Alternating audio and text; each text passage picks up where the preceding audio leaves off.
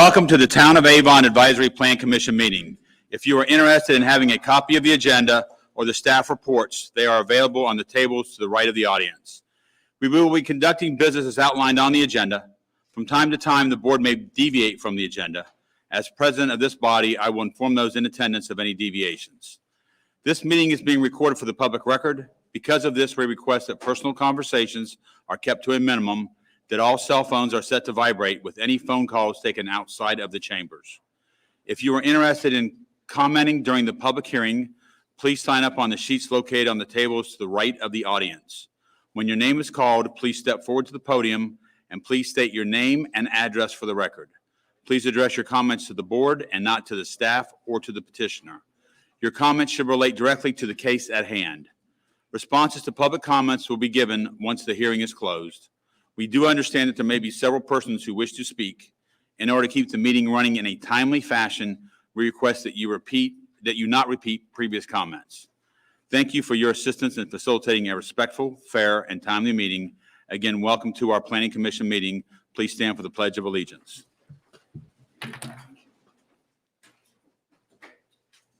Pledge allegiance to the flag of the United States of America, to the republic for which it stands, one nation, under God, indivisible, with liberty and justice for all.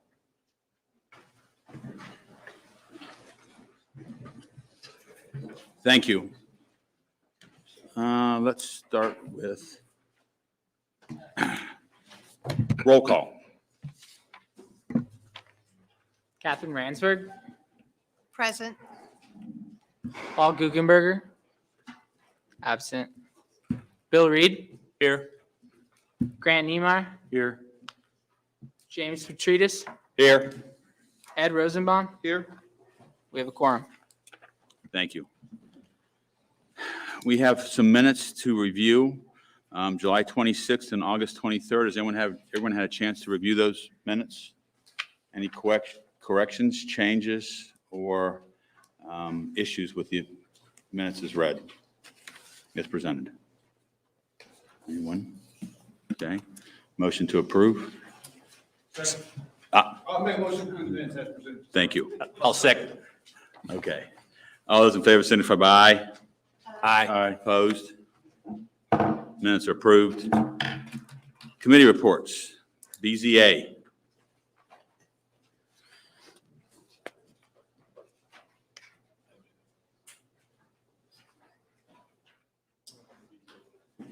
Anything?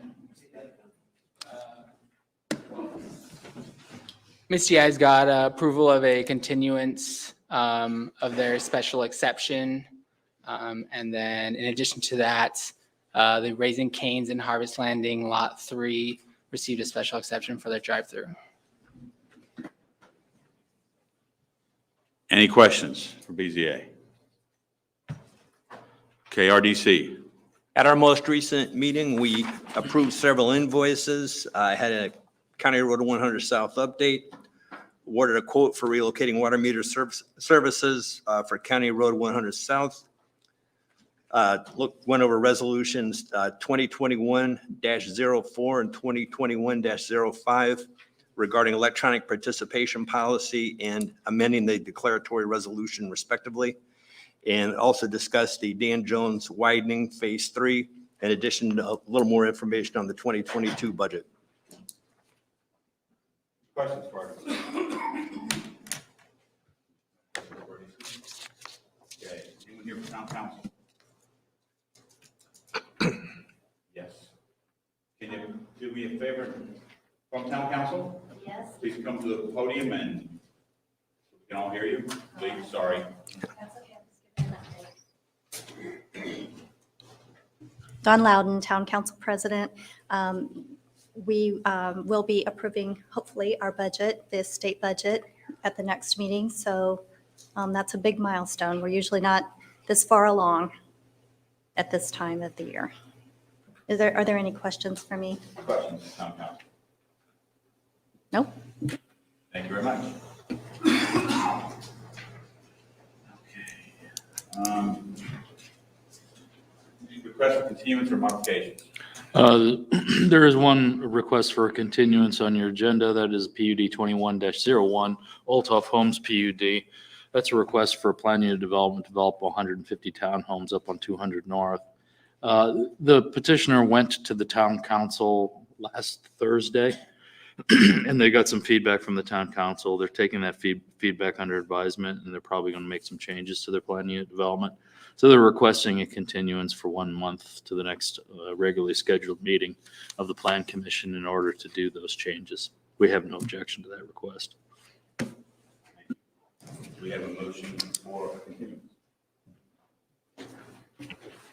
I move we continue the agenda item PUD 21-01 to the next regularly scheduled meeting of the Avon Planning Commission. I'll second. We have a motion and a second. Any questions? Okay, all those in favor, signify by aye. Aye. Opposed? All right, continued. At this point, we're going to open it up for public comments. So if there's anyone in the public that wants to comment on any items not on tonight's agenda, if you could check our list, please.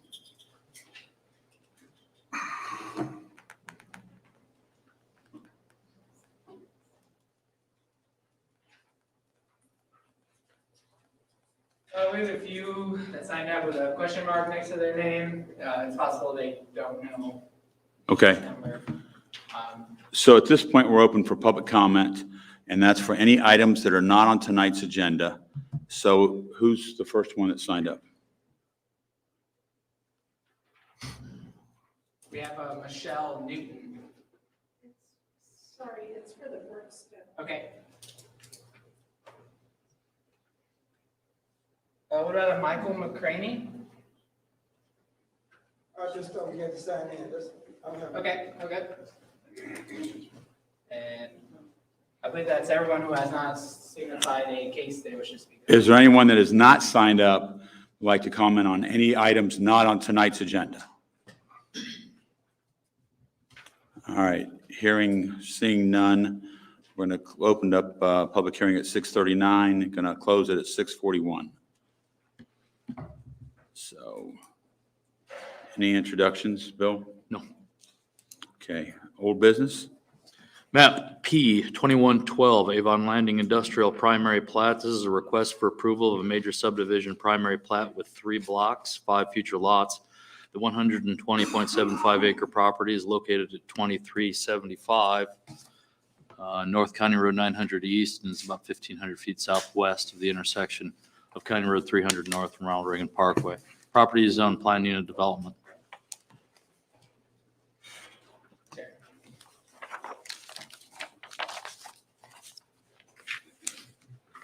As I said earlier, this is a request to subdivide 120 acres into 3 blocks for industrial development.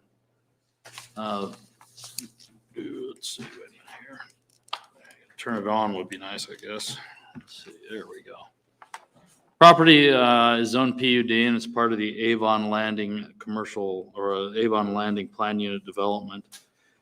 It's partially located within the Ronald Reagan corridor. This request does differ slightly from the Ronald Reagan master plan that was approved as part of, well, not slightly. This request does differ from the PUD master plan that was approved as part of the Avon Landing plan unit development. In the original plan unit development concept plan, which you have above you, the land use mix was similar, but the interior street system included a main street connecting to Ronald Reagan Parkway and proceeding through the development in roughly an S shape and connecting to County Road 900 East. Additionally, there was a cul-de-sac street that branched from the main street to the northwest. In this proposed plat, the proposed street does connect to Ronald Reagan Parkway,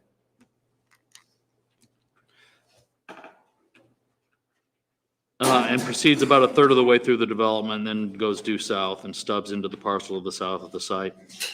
That the ultimate development plan of the site does differ from the master plan really isn't problematic, since the PUD ordinance does state that the actual development of the property may vary from the conceptual plan. as long as the proposal is consistent with the text of the PUD ordinance.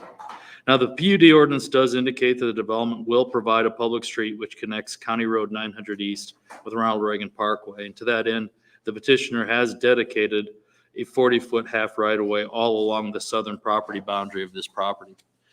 Difficult to see on that conceptual plan, but the intent is, instead of S-curving through this property and connecting with 900, what the proposal would be is that the petitioner dedicates a 40-foot half right-of-way along their southern property boundary. And then when the property to the south is developed, they will also dedicate a 40-foot half right-of-way that would curve south of the electrical substation that was constructed subsequent to this approval of the Avon Landing PUD.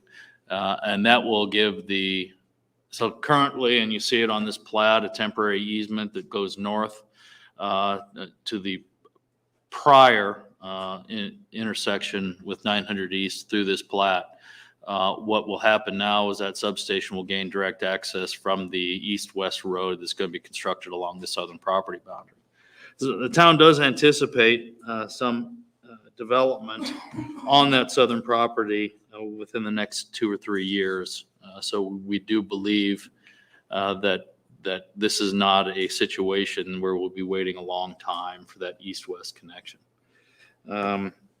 After discussion with the town leadership, the town does feel that this deviation, this movement due south and the dedication of a 40-foot right-of-way is an acceptable deviation or an alternative to the original proposal. This petition was reviewed for technical compliance with Avon subdivision control ordinance and other corresponding Avon ordinances, plans, standards, and part of the town's technical advisory committee review. We believe that the petitioner has met all technical requirements for rezoning. They are fairly limited at this point. The petitioners requested 3 waivers of the subdivision control ordinance. Waiver number 1 is a request as a waiver of section 3.16 of the subdivision control ordinance to eliminate the requirement for common ownership of open space within the industrial development to allow private maintenance of the stormwater infrastructure. Waiver request number 2 is a waiver of section 3.17 of the subdivision control ordinance to eliminate the requirement for an ownership association. These 2 waiver requests are sort of joined at the hip. What typically happens in industrial development, unlike residential development, is that the ponds and the infrastructure are owned by the underlying owner of the lot, and then they're responsible for long-term maintenance of those facilities. And then, so because there is no common area in industrial subdivision, then there's no need for what amounts to a homeowners association for a commercial industrial subdivision. Waiver request number 3 is a waiver of the section 2.29 of the subdivision controlled ordinance, which limits the size of an industrial subdivision to 50 acres in size or less. You've had several industrial subdivisions come through that were greater than 50 acres in size, and they've all asked for and received this waiver. We've reviewed the petitioner's submitted findings. We do think that those submitted findings in support of the waiver requests are adequate, and we do recommend that the waivers be approved. If the waivers are approved, staff recommends approval of map P2112 Avon Landing Industrial Primary Plat with 5 conditions. A 40-foot half right-of-way shall be dedicated along the southern property line to allow for the construction of an east-west collector to County Road 900 East when the southern property is developed. A 50-foot half right-of-way shall be dedicated along County Road 900 East. Any revised plans must comply with all commitments and conditions noted as part of any approval granted. The project receives any necessary review and approval by Crossroads Engineers on behalf of the town. The final plat will comply with all relevant portions of the subdivision control ordinance and the town code. With that, I do reiterate, the staff recommends approval of this subdivision plat, and I would be happy to answer any questions that you have. Questions from Mr. Peebles?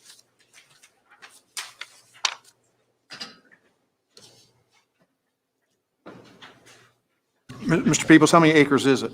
You said it's in excess of 50, how many? It's about 100, what, the entire subdivision, 120, 120.75, I believe. So the other ones that were wavered, were they around double the size too? Were they that big? Yeah. Okay, thank you. Yeah, they were about 100, 120 It acres. would be consistent. Okay, thank you. Yeah, it'd be consistent with what the plan commission has approved in the past. Other questions?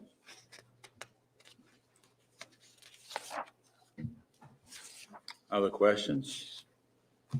Okay, while we're waiting on you to gather your thoughts, Mr. Ray, it's been at least a month since we've had standing room only, the planning commission. So if you would care to comment or at least perhaps remind, educate / inform as the public that's here, so they know what's happening, at least what our options are and what we are looking at tonight what our options are to perform tonight.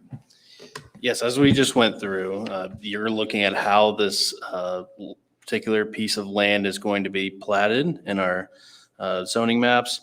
Because this is a preliminary plat, it is ministerial in nature. So if you find that this plat meets all the elements of the ordinance, then you must approve it. Again, there are 3 waivers, which you do have discretion on. And you must handle those waivers first before making a decision on whether the plat is approved or not. You are allowed to impose reasonable conditions upon the approval of the plat in order to help you in your decision-making process find that the plat as presented meets all the standards of our ordinances. Thank you. And a public hearing is required where anyone that would like to give any comment to can voice their opinion, and you can take those comments into consideration. Thank you. Questions for staff? No questions for staff? At that case, if the petitioner would care to come forward, please, and present their case.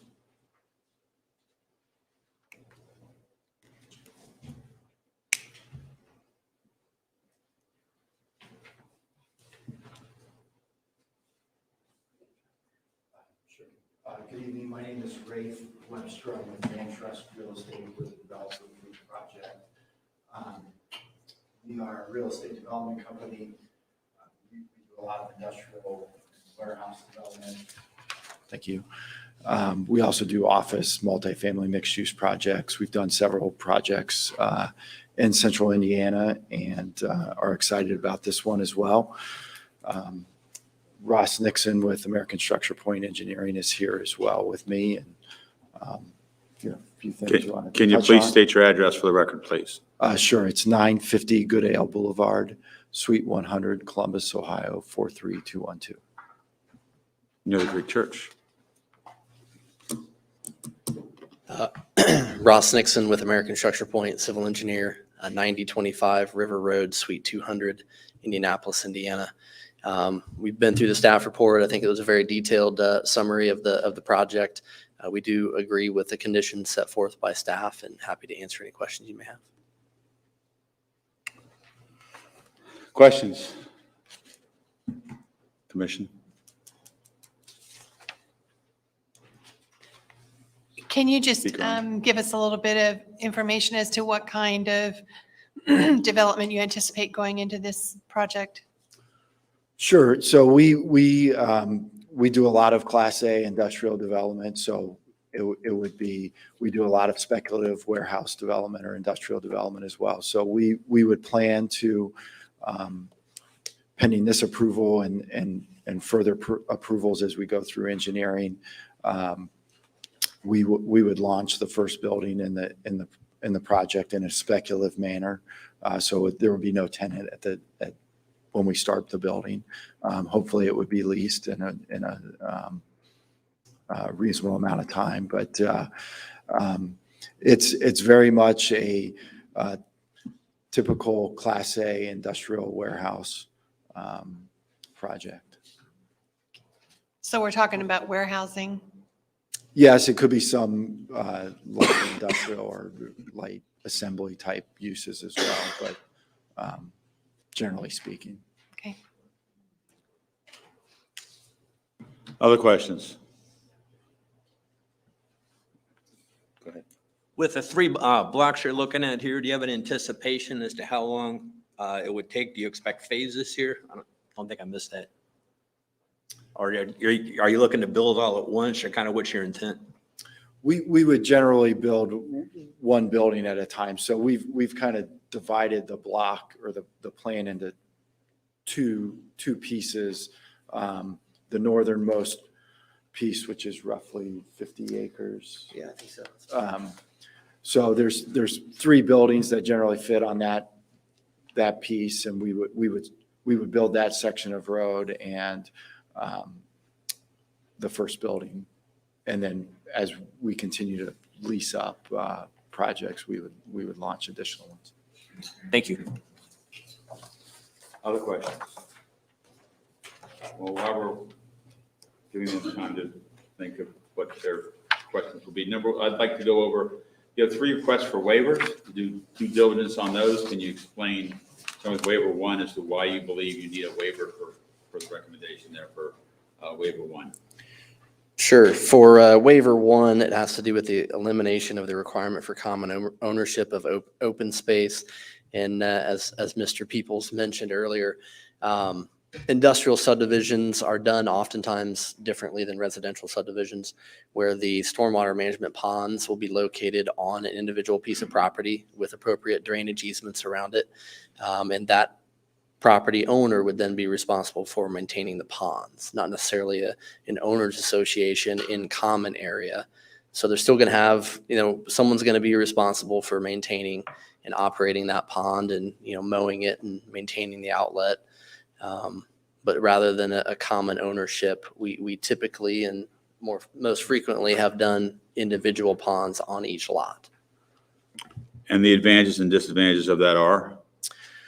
Well, I'd say for starters, it's a simpler, cleaner way to do it. We feel like it's a responsible way to do it.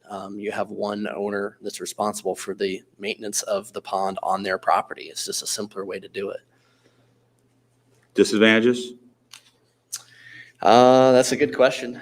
It certainly can be done, but it's more complicated, as Ross mentioned, when you have an owners association, and really it would be abnormal for an owners association to maintain a pond that was perhaps serving only that particular building or property on their behalf.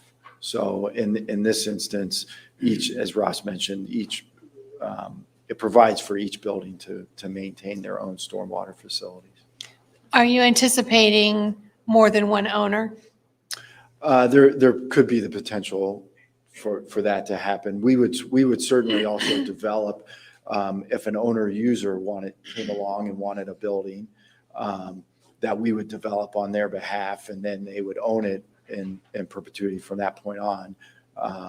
So yes. So it could potentially not just be leased property, but owned property. Yes, it could be the user of the facility could also be the property owner in some instances. Okay. Do you know for future, would the semi-traffic be directed only towards Ronald Reagan, or would it be diverted to either way, 900 East or Ronald Reagan? No, we feel that it will be primarily Ronald Reagan. Okay, so, yeah. And the way that the traffic and the traffics that we've looked at is all coming off of Ronald Reagan. Any other questions on waiver 1? All right, moving forward, waiver 2. Why do we need waiver 2? Waiver 2 is just really tied to the same reasoning behind waiver 1. If the ponds are going to be located on the individual property, then therefore there's no need for an owners association to maintain those. Any questions on that? So if someone buys it, they're going to buy the pond too. That's going to be part of your package that you sell to the parcel. They'll buy the site for the building and the pond will all be in one parcel. They would own the entire parcel, which would include the pond, and they would maintain. So it's always going to be very clear as to who owns that pond or who's responsible for the maintenance of that pond. Absolutely, yes. Other questions? All right, waiver 3. Why do we need a waiver on number 3? Well, I believe the current subdivision ordinance has a maximum of 50 acres that can be subdivided. I don't know the history behind that, and our property is 120 acres in size. Mr. Ray, do you have any idea why? I do not know the history behind why we have imposed a 50. Yeah, nor do I. It's not uncommon for industrial subdivisions to be 100, 150, 200 acres. So I don't know why the subdivision control ordinance sets a cap of 50 acres for an industrial subdivision. But it's atypical. Most time I've dealt with industrial subdivisions, especially modern subdivisions have half a million square foot buildings on them. And you quickly consume land when you're putting those kind of big buildings on them. Do any other ordinances or state laws kick in when we get over to 50 acres? No. Over 50, no? And they're all the same. The ordinances are all the same regardless of whether it's 50 acres or 100 acres. When ensure we do our due diligence on the waivers. Yeah, understood. Okay. Mr. Peoples, I'd have one question. This infringes on or is part of the Ronald Reagan overlay. Is that Right. right? Yeah. So when I did my reading for this, if just part of it's an overlay, all of the parcel has to be with the overlays requirements, correct? If it's just right, if the overlay is in not touches, but if the overlay is on the piece of property, then yeah, the overlay standards would kick in. So does all 120 acres comply with the Ronald Reagan overlay? Well, there's no standards of the overlay for the plating purposes. We'll get into that with development plan review. Thank you. Yeah. Other questions for petitioner?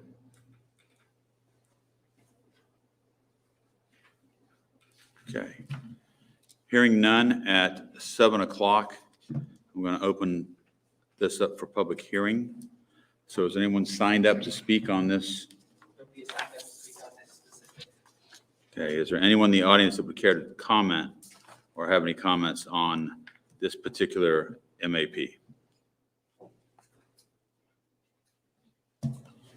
Okay, open public hearing at 7. Seeing none, close public hearing at 7:01. Planning Commission, questions, additional comments, issues? Just to make sure, we need to approve each individual waiver and then approve the request, correct? We could do all 3 together. Correct. Yeah, James is right that you can do all 3 in one motion, but you'll have to settle all of the waivers before considering the plat. Before the entire motion. Correct. Okay. Are you making a motion? I make a motion that we approve the waivers that have been requested for MAP 2112 Avon Landing Industrial Primary Plat. And can I amend that we Sure. do that based on the fact that staff and the commission agrees that they meet the criteria for our requirements? No objection. Okay, any questions? Is there a second on the motion? I'll second. Okay, any discussion? Roll call vote, please. Catherine Ransberg, 4. Paul Guggenberg, Bill Reed, 4. Fran Niemeyer, 4. James Petrutis, 4. Ed Rosenbaum. 4. Motion passes. Thank you, gentlemen. Have a good afternoon. You guys are, Oh, I'm sorry. Don't thank you. Stay. I'm sorry. I'm way out of line. I stand correct. I don't, sorry. Okay. Do we have another motion? I'll make the motion. I move that we approve Avon Landing Industrial Primary Plat as requested to subdivide 120.75 acres into 3 blocks, subject to the following conditions. 1, a 40-foot half right-of-way shall be dedicated along the southern property line to allow for the construction of the east-west corridor to County Road 900 East when the southern property is developed. 2, a 50-foot half right-of-way shall be dedicated along County Road 900 East. 3, any revised plans must comply with all commitments and conditions noted as part of any approval granted. 4, the project receives any necessary review and approval by Crossroads Engineering on behalf of the town, HCSO, and HC Drainage Board. And 5, the final plat will comply with all the relevant portions of the subdivision control ordinance and the town code. Before we move forward, and with the audience we have, can we get an explanation on a 40-foot half right-of-way? Yeah, in the thoroughfare plan, we're talking about a residential, industrial, or residential commercial collector street. And the total right of way for that type of street is 80 feet wide. So what we typically would do on a petitioner's request or plat such as this is we would have one dedicate a 50-foot half right of way for their half. And then when the development occurs, either across the boundary line or across the right of way, then that person would dedicate the other 40 or 50-foot half right of way. So that we would get the whole right of way required by the thoroughfare plan during dedication. Thank you. Any questions on that? Okay, I'm sorry. We have a motion. Do we have a second? I'll second. Any discussion on the motion? Okay, can we have a vote, please? Catherine Ransberg, 4. Bill Reed, 4. Grant Niemeyer, 4. James Petrides, 4. Ed Rosenbaum. 4. Motion passes 5-0. I think you can, thank you, gentlemen. Would you like this off between? You're good. All right, moving forward, old business. ZA 21-06, Rise Commercial Development. This is a request for approval of a zoning map amendment from the C3 and AG zoning districts to the I2 zoning district. This is the 12.38 acre property located at Ronald Reagan and County Road 1050 East, or in between those two streets. Roughly at 1662 South County Road 1050 East. As I said, this is a request to rezone a little bit more than 12 acres from several zoning classifications to the I2 district to allow the property to develop with a flex space storage type of land use. This land use typically consists of several buildings. So that's the property right there outlined in blue.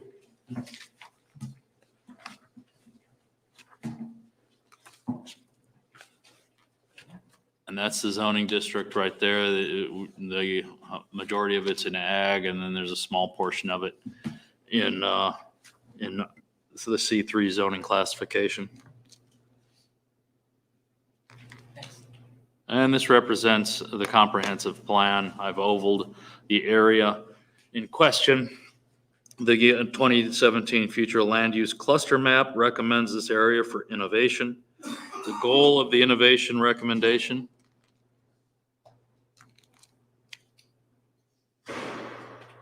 There we go. The goal of the innovation recommendation is to embrace innovation through the designation of areas and with supporting programming for entrepreneurs and with businesses that will encourage future potential for high investment, growth, and high wage opportunities. The area surrounding this site is under transition from rural and agricultural development to light industrial, and the proposed zoning classification and the proposed land use do seem to be consistent with the plan's recommendation, and it seem to be consistent with the emerging development pattern in this area. The staff report contains the details associated with our comprehensive plan and the criteria stated in support of our recommendation. We do recommend approval of ZA 2106. We do subject that to one commitment. A 35-foot half right-of-way shall be dedicated along County Road 1050 East in association with the administrative subdivision filed to consolidate the parcels. This property is several parcels. They are going to file administrative subdivision to combine those parcels. That's permitted in the subdivision control ordinance. It's an administrative process and the president of the plan commission will review that with myself after it's been filed. The following slides that are shown up here are the petitioner's renderings submitted when they filed the petition. I believe the petitioner is going to get into more detail on them, but that's just sort of I think, why isn't this thing working? No. All right. I'm just going to flip through them really quick and then move on to the Brookstone PUD. So that basically shows generally the site development plan, shows the buildings and what they should look like as part of this zoning classification. We do recommend approval, subject to that one commitment. I'd be happy to answer any questions that you have. Questions for staff? Questions for staff while they're gathering their thoughts. Mr. Ray, this is significantly different from the last issue we had. You want to talk about what we're doing at this particular case? Yes, it is. They are asking you for approval to amend our zoning map. So that's what we call as a traditional rezone case. There is no right to rezone property. And that just means that it is completely into your discretion as to whether this project meets the 5 criteria that staff just discussed.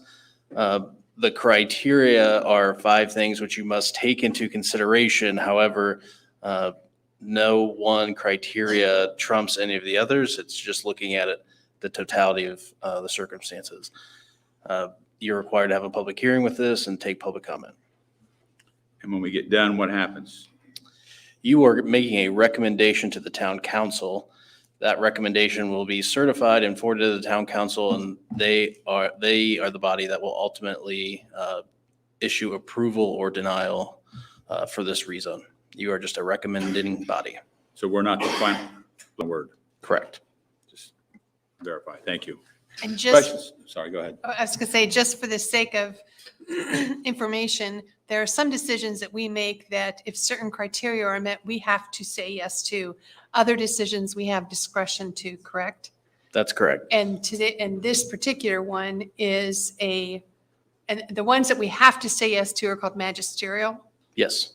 And the ones that are discretionary are We just call discretionary. discretionary, yes. And this particular one is discretionary. We're not obligated, no matter what the facts are that are presented to us, to rule one way or the other. That's correct. Okay, questions for staff?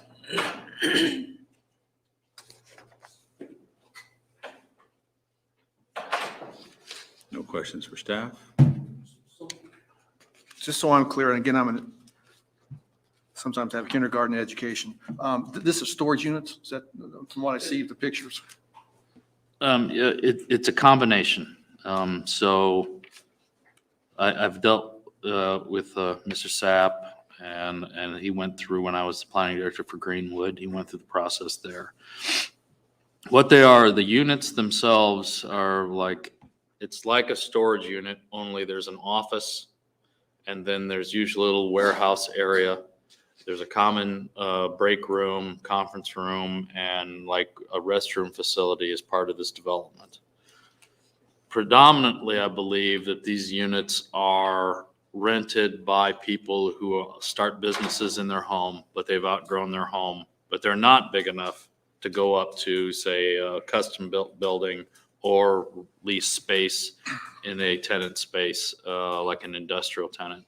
So they'll come to this, they'll operate their business out of this facility until they've reached a point where they can buy or build their own facility for their own land use. So it's sort of transitional development for small businessmen to move up to a small space before they commit to a much larger space. I believe that the land use also does allow storage, sort of self-storage as well. That's one of the options. And my understanding is that's done usually by corporations who are outgrowing their current space and they just need a space to lease. Well, it looked like a lot of buildings on the what you showed up there, a lot of separate buildings. Is there a similar business in the Henricks County area or the greater Annapolis area that's similar to this? Was this kind of a new, I guess this goes to the innovative type of thing? Yeah, it's a new type of land use. I mean, like I said, there's one in Greenwood. Now, Greenwood, you can't really necessarily take that. Greenwood has a different zoning ordinance. So Greenwood zoning ordinance is not strictly exclusionary. In other words, in industrial development in Greenwood, you can have retail development as well. And so in Greenwood, the land use mix includes both retail and industrial land uses. Here, we're talking about, we don't have a zoning classification like that. Typically, it's going to be contractors and those sorts of things. The one in Greenwood has a gun store, has a place for beauty salons and stuff like that. You won't get that here. It'll be pure industrial here. That's the big distinction. So you're probably dealing with industrial land users. Like the one that I can think of most are going to be contractor land uses, where they've moved out, they've grown out of their house. You know, they get a small fleet. They've got a number of employees. They need a space for office and a place to store their equipment. And they can't do that in their house any longer. So this is different from, and I can't remember the name of it, but there's a building in Plainfield that has you have a common conference area, you have a common receptionist, you have access to copy services, that sort of thing. But that would be more towards professionals, semi-professionals. This is geared more towards the That's industrial. more common. It's sort of like an office suites where everybody can Right. rent an office. Realtors and other sorts of things will rent an office, and they'll have a receptionist. They'll have a conference space that Gives they them can an do. address. Exactly. It's similar to that, only instead of catering to professional businesses or not professional businesses, as in, you know, these are like fly by Accountants, night realtors, people. that But sort yeah, of thing. these are almost commercial. Those are almost commercial enterprises. This is for the more industrial land use. Okay, landscapers, Mm-hmm. small contractors. Small businesses that have grown to the point where they need to find a space, but usually can't afford a full-blown build a suit for their own land purposes. And then the warehousing aspect of it, which would make it different from the building in Plainfield, would allow for the storage of industrial equipment, backhoes. Right. I think there's a lot of like wholesalers too, small wholesalers that may use the spaces for the storage of their goods before they distribute them out for retail. Okay. It's an interesting land use. It's sort of a niche that's underserved. So we'll have a common owner that will rent out the building separately to these different business entities that are primarily construction, industrial oriented. Is that- Yes. Could you throw the picture up again? It has all the buildings on it again. Is it this one? Yeah, that's the one. Okay. That's the site plan, the overhead view of what it looks like. Now, there is a development plan petition that's been filed on it. We haven't reviewed it yet. That it's going to come before you hopefully in October on this site. Had different building sizes. Yeah, maybe this is one. Yeah, okay. So like the little things, I don't know if I missed them. So these little things here, those are storage units, right? They are, yeah, they're the individual tenant spaces. And so they're on the inside of the property, and you'll see more of the buildings on the outside. From the road, you'll see more of the bigger buildings. Yes. Thank you. Other questions for staff? Is the plan then that this would all be built at once, or is it potentially going to be done in pieces? Historically, it's been done in pieces. So the one in Greenwood, no, it doesn't take long. I think 5 years is what the one in Greenwood. Well, is that still under development or is it done? It's done? Yeah, so once they get started, it usually goes really fast. But yeah, they build them one building at a time. Other questions for staff? Okay, hearing none. At 7:17, the petition come forward, please.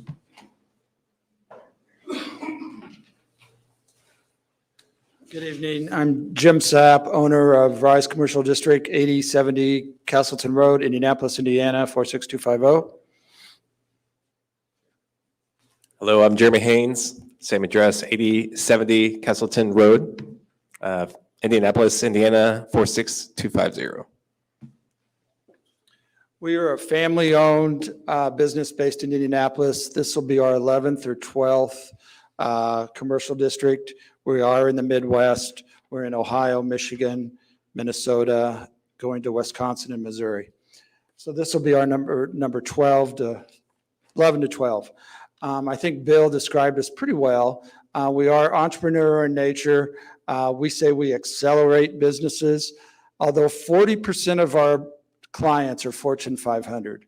We have McDonald's, AT&T, Cardinal Health, any big company that is looking to expand or do a special project, they may come to us for a year or two. Greenwood filled up in about a year and a half. We've built 2 phases there in about 28 months, currently has a waiting list, and we're going to expand in Greenwood. Our Castleton store was our first facility. It's expanded 3 times. We have 120 units. The units are 350 square foot to 5,000 square foot. We are first to market in the Midwest, so we're the only ones around doing what we do. We're gated, we're videoed. We've had no fire, police, any action like that in the units. So 60% are people that are accelerating their business and need a place, like Bill said, to accelerate. This is our office building in Noblesville. Noblesville opened at 30% occupancy, and it became 100% occupied within 6 months, and we're building phase 2. Most of the units are around 1,100 to 2,000 square foot, so we serve the accelerating business. We own the whole concept and we lease out. So we'll take care of all grounds, the pond, everything like that. So there will be office building in front and warehouses in the back. I think that was most of the questions you had, but I'll be glad to answer any others. We have some handouts for anybody in the audience that wants to see it. There's a video on our website that we shared with the village, the city. It's a growing, like the previous gentleman, they do the big, what I call big boxes. Those are needed. We do the small to medium size. We have Amazon, we have Verizon, and then we have Jim's Plumbing Shop. So it is a true mixture. Everything's remote gated. Where they're not gated, we're gated. We will meet all your architectural standards. So the front of the building will look very nice. All the garage doors face interior. So from either 1050 or Ronald Reagan, you will never see the garage doors. Everything will be inward facing. We'll probably build it all in 2 years, phase 1 and phase 2.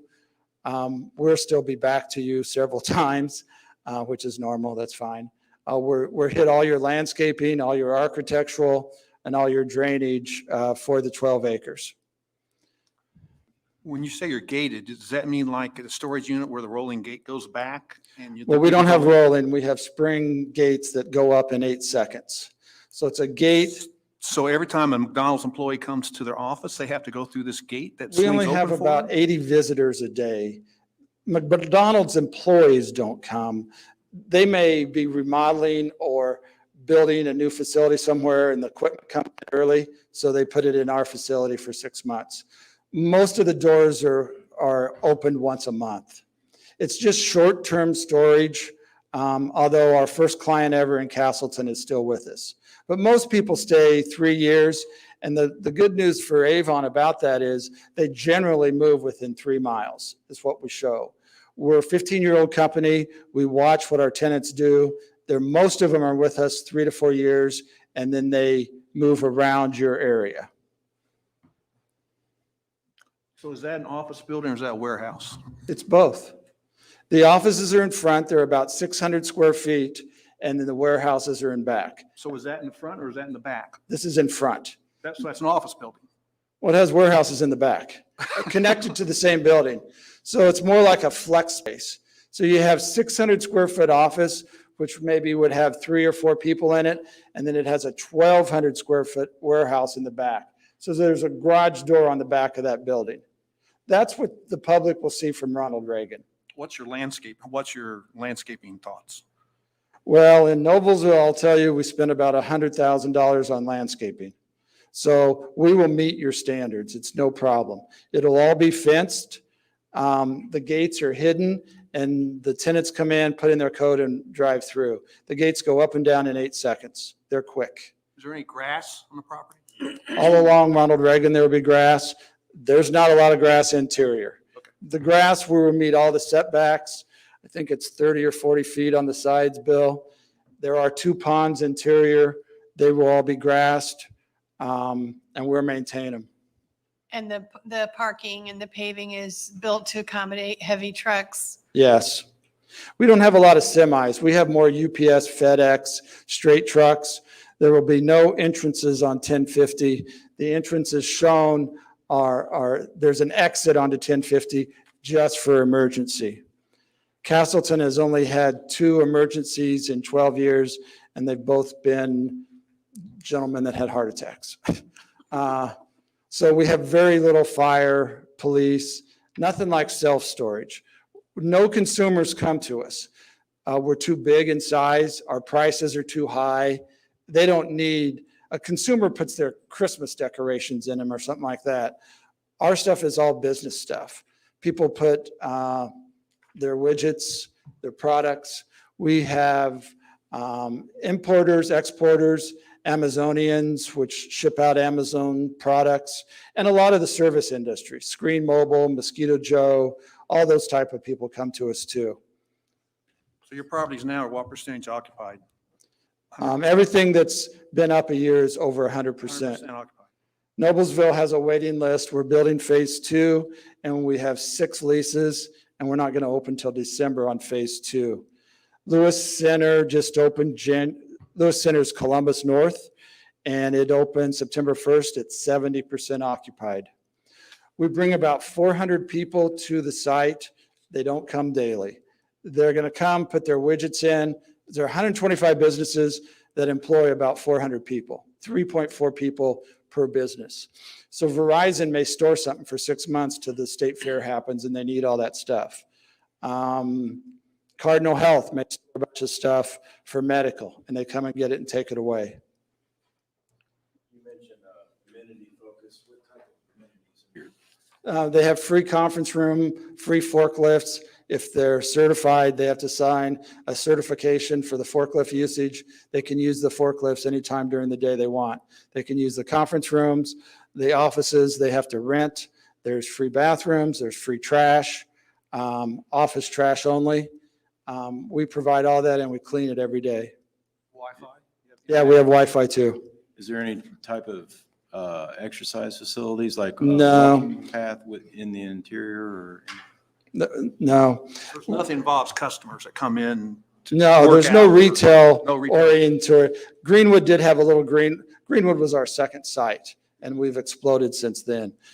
I worked with Bill, we're on to phase 3 now.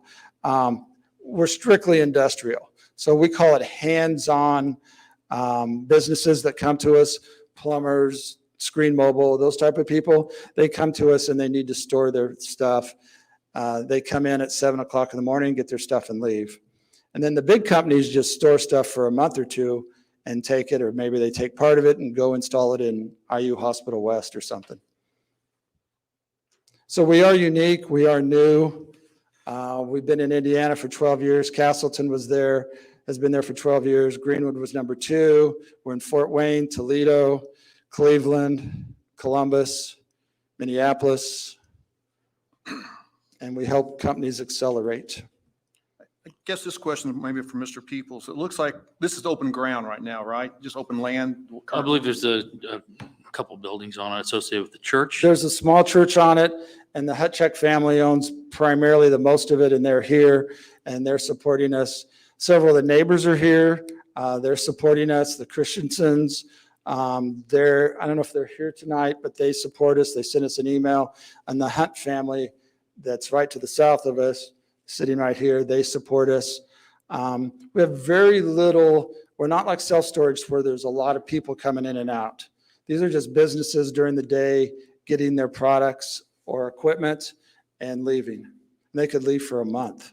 My question, my follow-up question to that is, it looks like we're going to be laying a lot of concrete and a lot of pavement on this ground. So I'm just curious about drainage. We've looked into that. We don't think any neighbors are going to be impacted by the water not being able to penetrate the ground and being ran off to different ways. No, like I said, this case has a development plan review petition pending.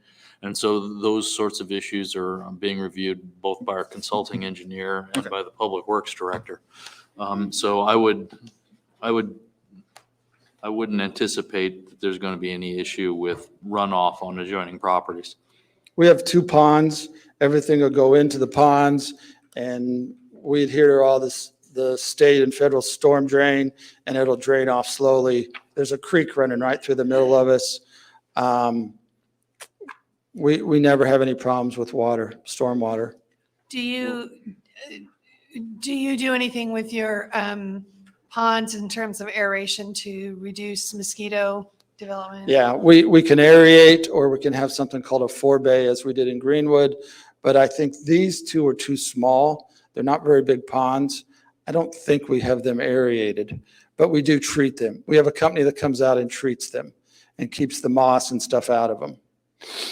So you're saying that you wouldn't have any storage facilities for contaminants? Let's say that a carpet cleaning business moves in, they've cleaned the carpet, and now they drain their trucks into the storm sewer. No, they can't. We don't have any hazardous material on site. They have to take any of their material somewhere else. But that's the problem, they don't. Well, we've never had a problem in Greenwood. I mean, obviously, all the suburbs check the stormwater drainage, and we know right away if somebody's dumping into it. And if we had a food truck in Columbus, Ohio, dump into it, and we knew the next day. We've never had any huge stormwater problems. Other questions, petitioner? You said you've been in Indiana for 12 years?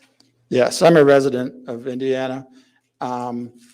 Yes, the store in Castleton's been open for 12 years And are you the only company like this in the Midwest. in the mid? And I'm assuming there are other similar companies elsewhere in the country? Not that I've found.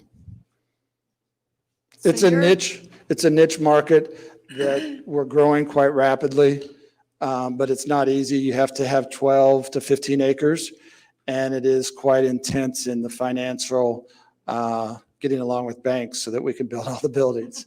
But right now, we're the only ones, I think, in the country. I just didn't want to say that. Definitely in the Midwest. Well, you should be proud of your accomplishment. Thank you. Other questions for petitioner?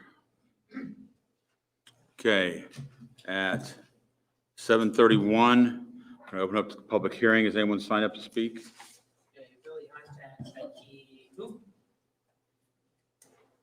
You want to say anything? Well, you guys answered a lot of our questions. I'm Billy Hunt, this is Becky. Can you please come up to the microphone, sorry, I'm right microphone, here. I didn't bring and state your name and address for the record, It's, please? my name's Billy Hunt. I'm the son of David and Deborah Hunt at 1734, which is right next to it. At it.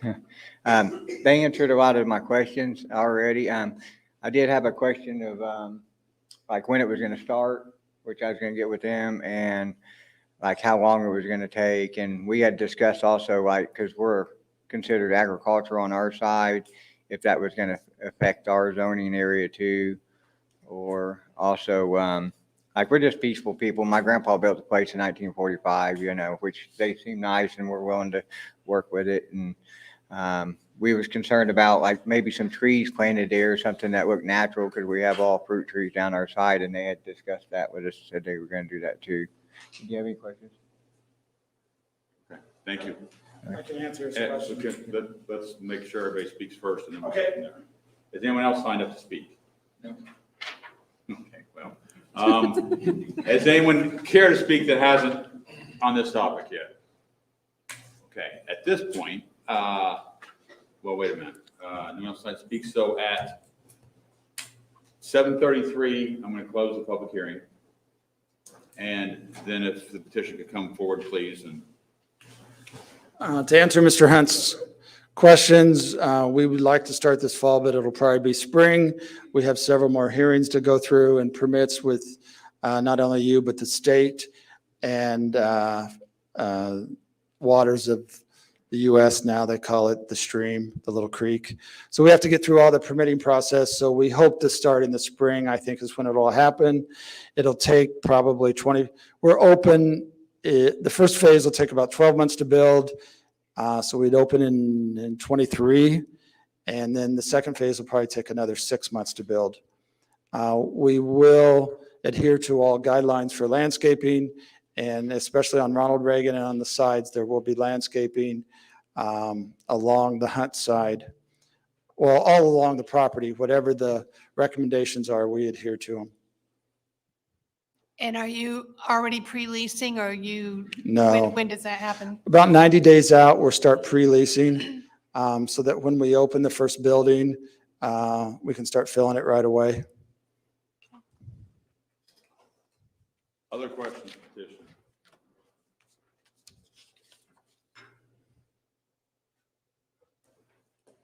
Okay, hearing none. Do we have a motion?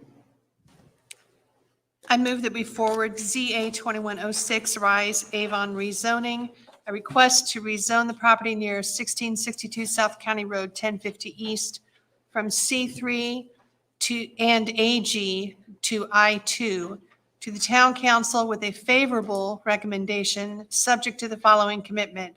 1, a 35-foot half right-of-way shall be dedicated along County Road 1050 East in association with an administrative subdivision filed to consolidate the parcels. Is there a second? I'll second. Discussion on the motion. Okay, vote please.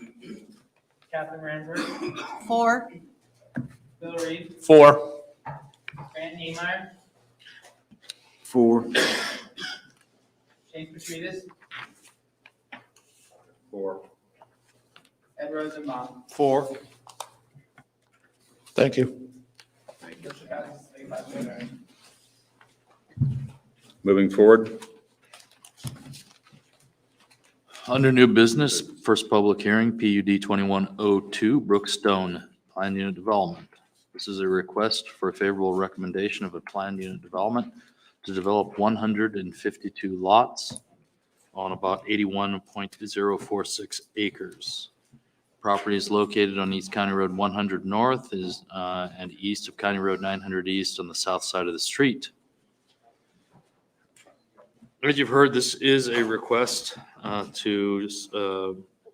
for a plan unit development. The property itself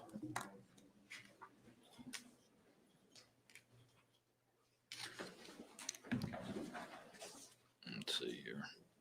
All right, go ahead, flip me over.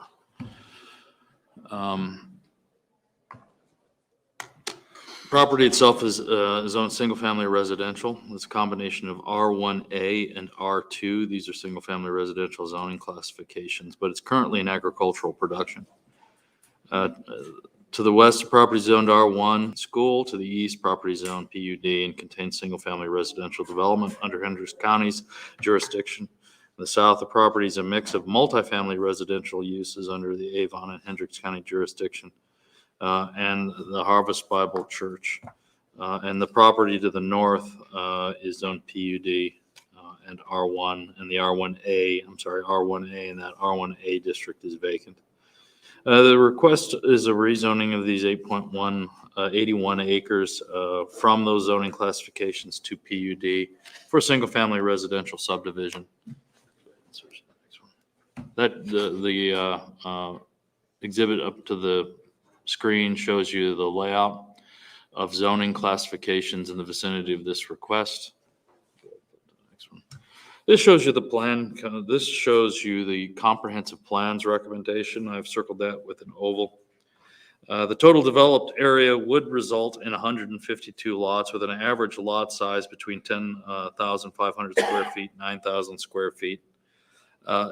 We estimate, based upon exhibit that was submitted with the previous plan unit development, I should reiterate that this property was subject of a similar request about a year and a half ago under case number PUDP 19-02.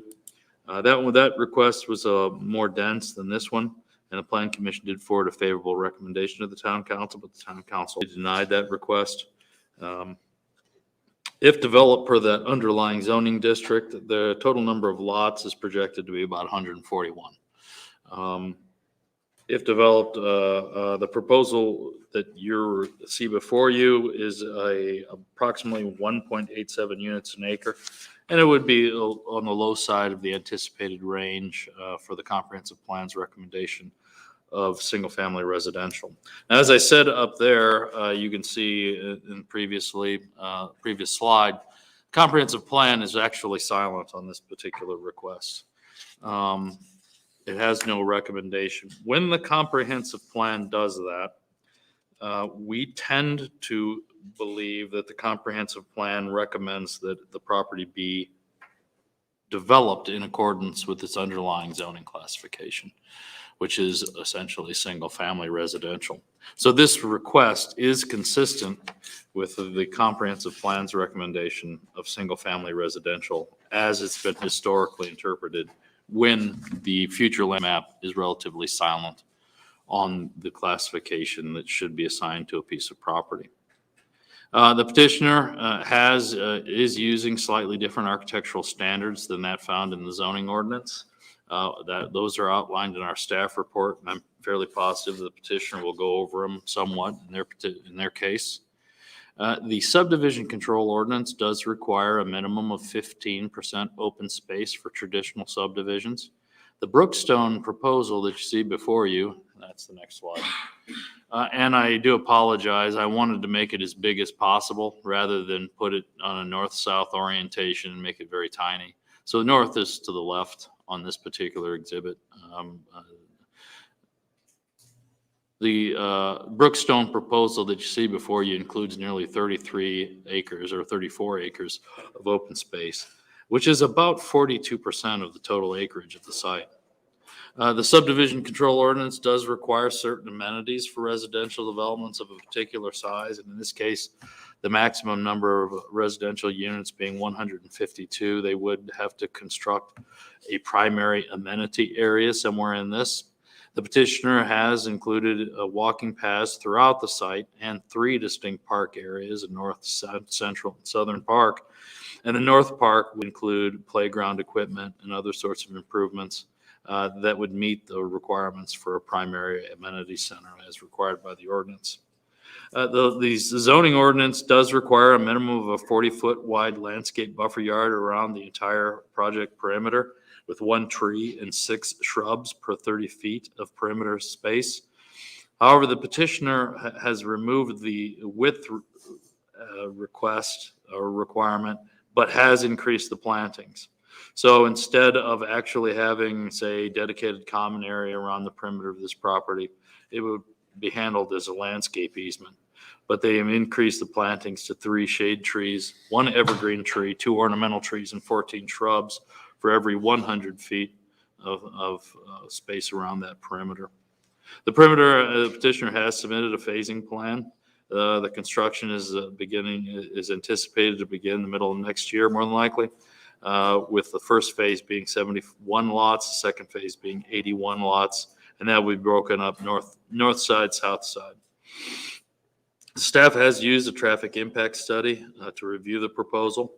The study does include some recommendations for road and intersection improvements. The study suggests installing 2-lane approaches for the roundabout at County Road 900 East, County Road 100 North. The staff is requesting some restrictive donations to offset the costs the town will bear in constructing the improvements required. But these costs are not for the entire cost for these improvements, but a pro rata share of the costs that the town manager and the public works director have calculated, and that are based on the share of additional traffic that this development will bring to this area.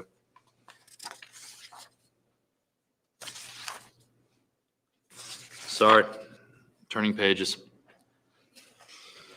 We do recommend, as we recommend in 2019, we do recommend that the Plan Commission forward a favorable recommendation to the Plan Commission. We subject that to the submitted plan unit development ordinance and the following commitments to be incorporated into the ordinance: that there will be a contribution toward the modification of the roundabout to accommodate additional traffic, and that shall be provided in the amount of $198 per lot, or $30,000 total, and a contribution towards the widening of County Road 100 North to accommodate additional traffic, and that shall be provided in the amount of $642 per lot, or $97,500.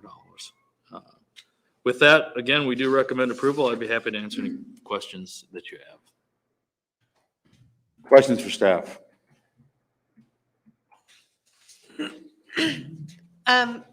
So this was previously presented to the commission, Mhm. who forwarded it to the town council, who said no.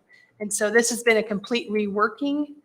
It's not necessarily, it has in some aspects been I would not term it a complete reworking. The general layout of the lots that you see before you are really similar to the general layout of the lots in the previous request.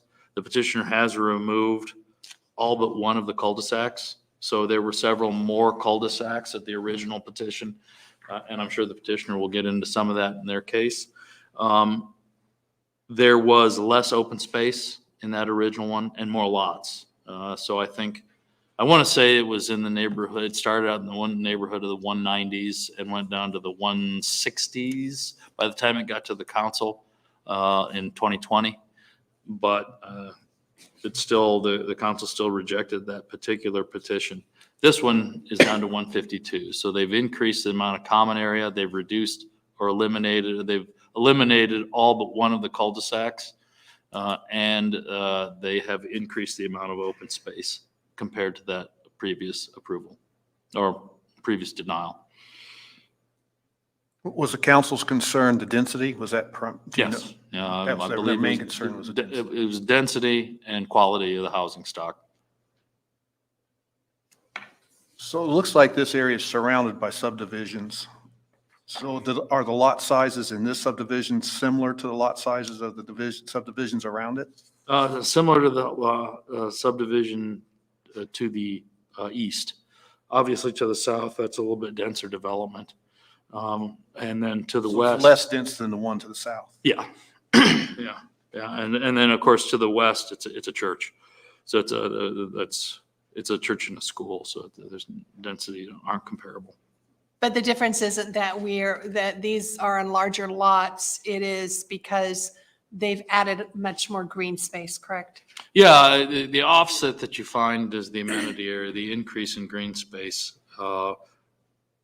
means that they've lowered the size of the lots. I mean, obviously, when you're hemmed in like this, if you're going to increase open space, you're going to have to reduce. But they've also size of reduced the lots. number of lots. They have, yeah.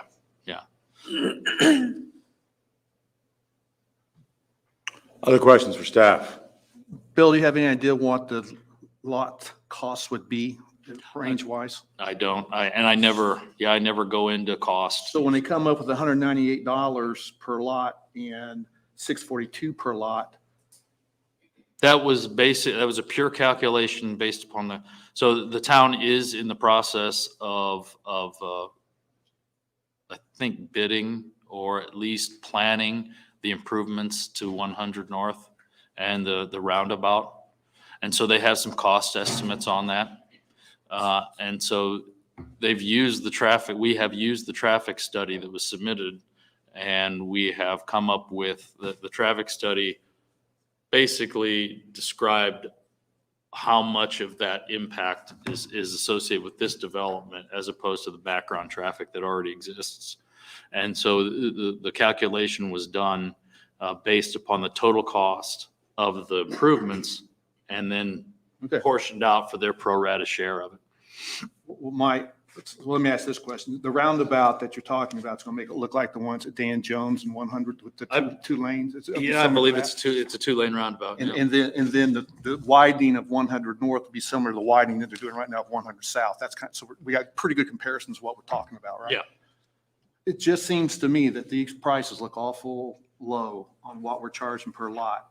Now, I don't know. I don't have the numbers to look at, but let's say the lot costs $10,000 or $15,000 to add $200 more for the roundabout and 642, which I'm big on the roundabout and I'm big on both of these things happening. I don't want to shortchange the town on $10,000 lot. That's not very much money added to the lot to pay for what I think definitely needs to be done. Yeah, if you, in the staff report, the memo of the Public Work Director is in there. The estimated construction cost of the roundabout improvements is about $1 million. And Brookstone traffic, according to the traffic impact study, we contribute about 3% of the traffic to this intersection during peak hours. So that is the reason, because $30,000 is 3% of the estimated cost of construction. And that's where they just divided the number of lots by that 30,000. Additionally, the widening of 100 North was estimated to be about 5.6 million. And again, it was the same sort of straight up arithmetic on that one. 3% was about $97,500 for that 5.6 million. And that equated out to about $642 a lot. I think I hear what you're saying. I guess my point is the traffic's being handled okay right now. It's too much probably, but it's handling okay. And they're throwing more on. So I don't think it should be evenly divided. I think more should be thrown on the subdivision because they're the reason we're having to expand the roundabout and widening roads. That makes sense to you? You understand what I'm saying? Oh, yeah, I understand. So I don't think it's fair to just make them equal to everybody that's already there. I think they should have to throw in a little bit more toward that road construction. That's my take on it. I think that's way too low myself. But. So these lots that are being proposed are actually less than, or smaller than the underlying zoning, correct? Yes, they are. Yeah. So they are at, is there a request for a waiver or are we at that point yet? There'll be no need to request for, that's what the plan unit, it's Because plan it's unit a development. PUD. Right, it's a plan unit development allows them to sort of draft their own lot standards. And so for those of us who were not present when the discussion of square foot versus acre in math class was talked about, what is 10,500 square feet? 10,000, well, an acre is, I believe, 46,560 square feet. So if you're looking at it, it's probably just slightly under quarter acre. About a quarter acre, okay. Isn't there a similar subdivision on the north side of Winter to this that Kirby will lay over? That I'm not certain of. And the underlying, the standard is 15,000 square feet, which is about a third of an acre. No, yeah, for a straight up, so the standards in the zoning ordinance,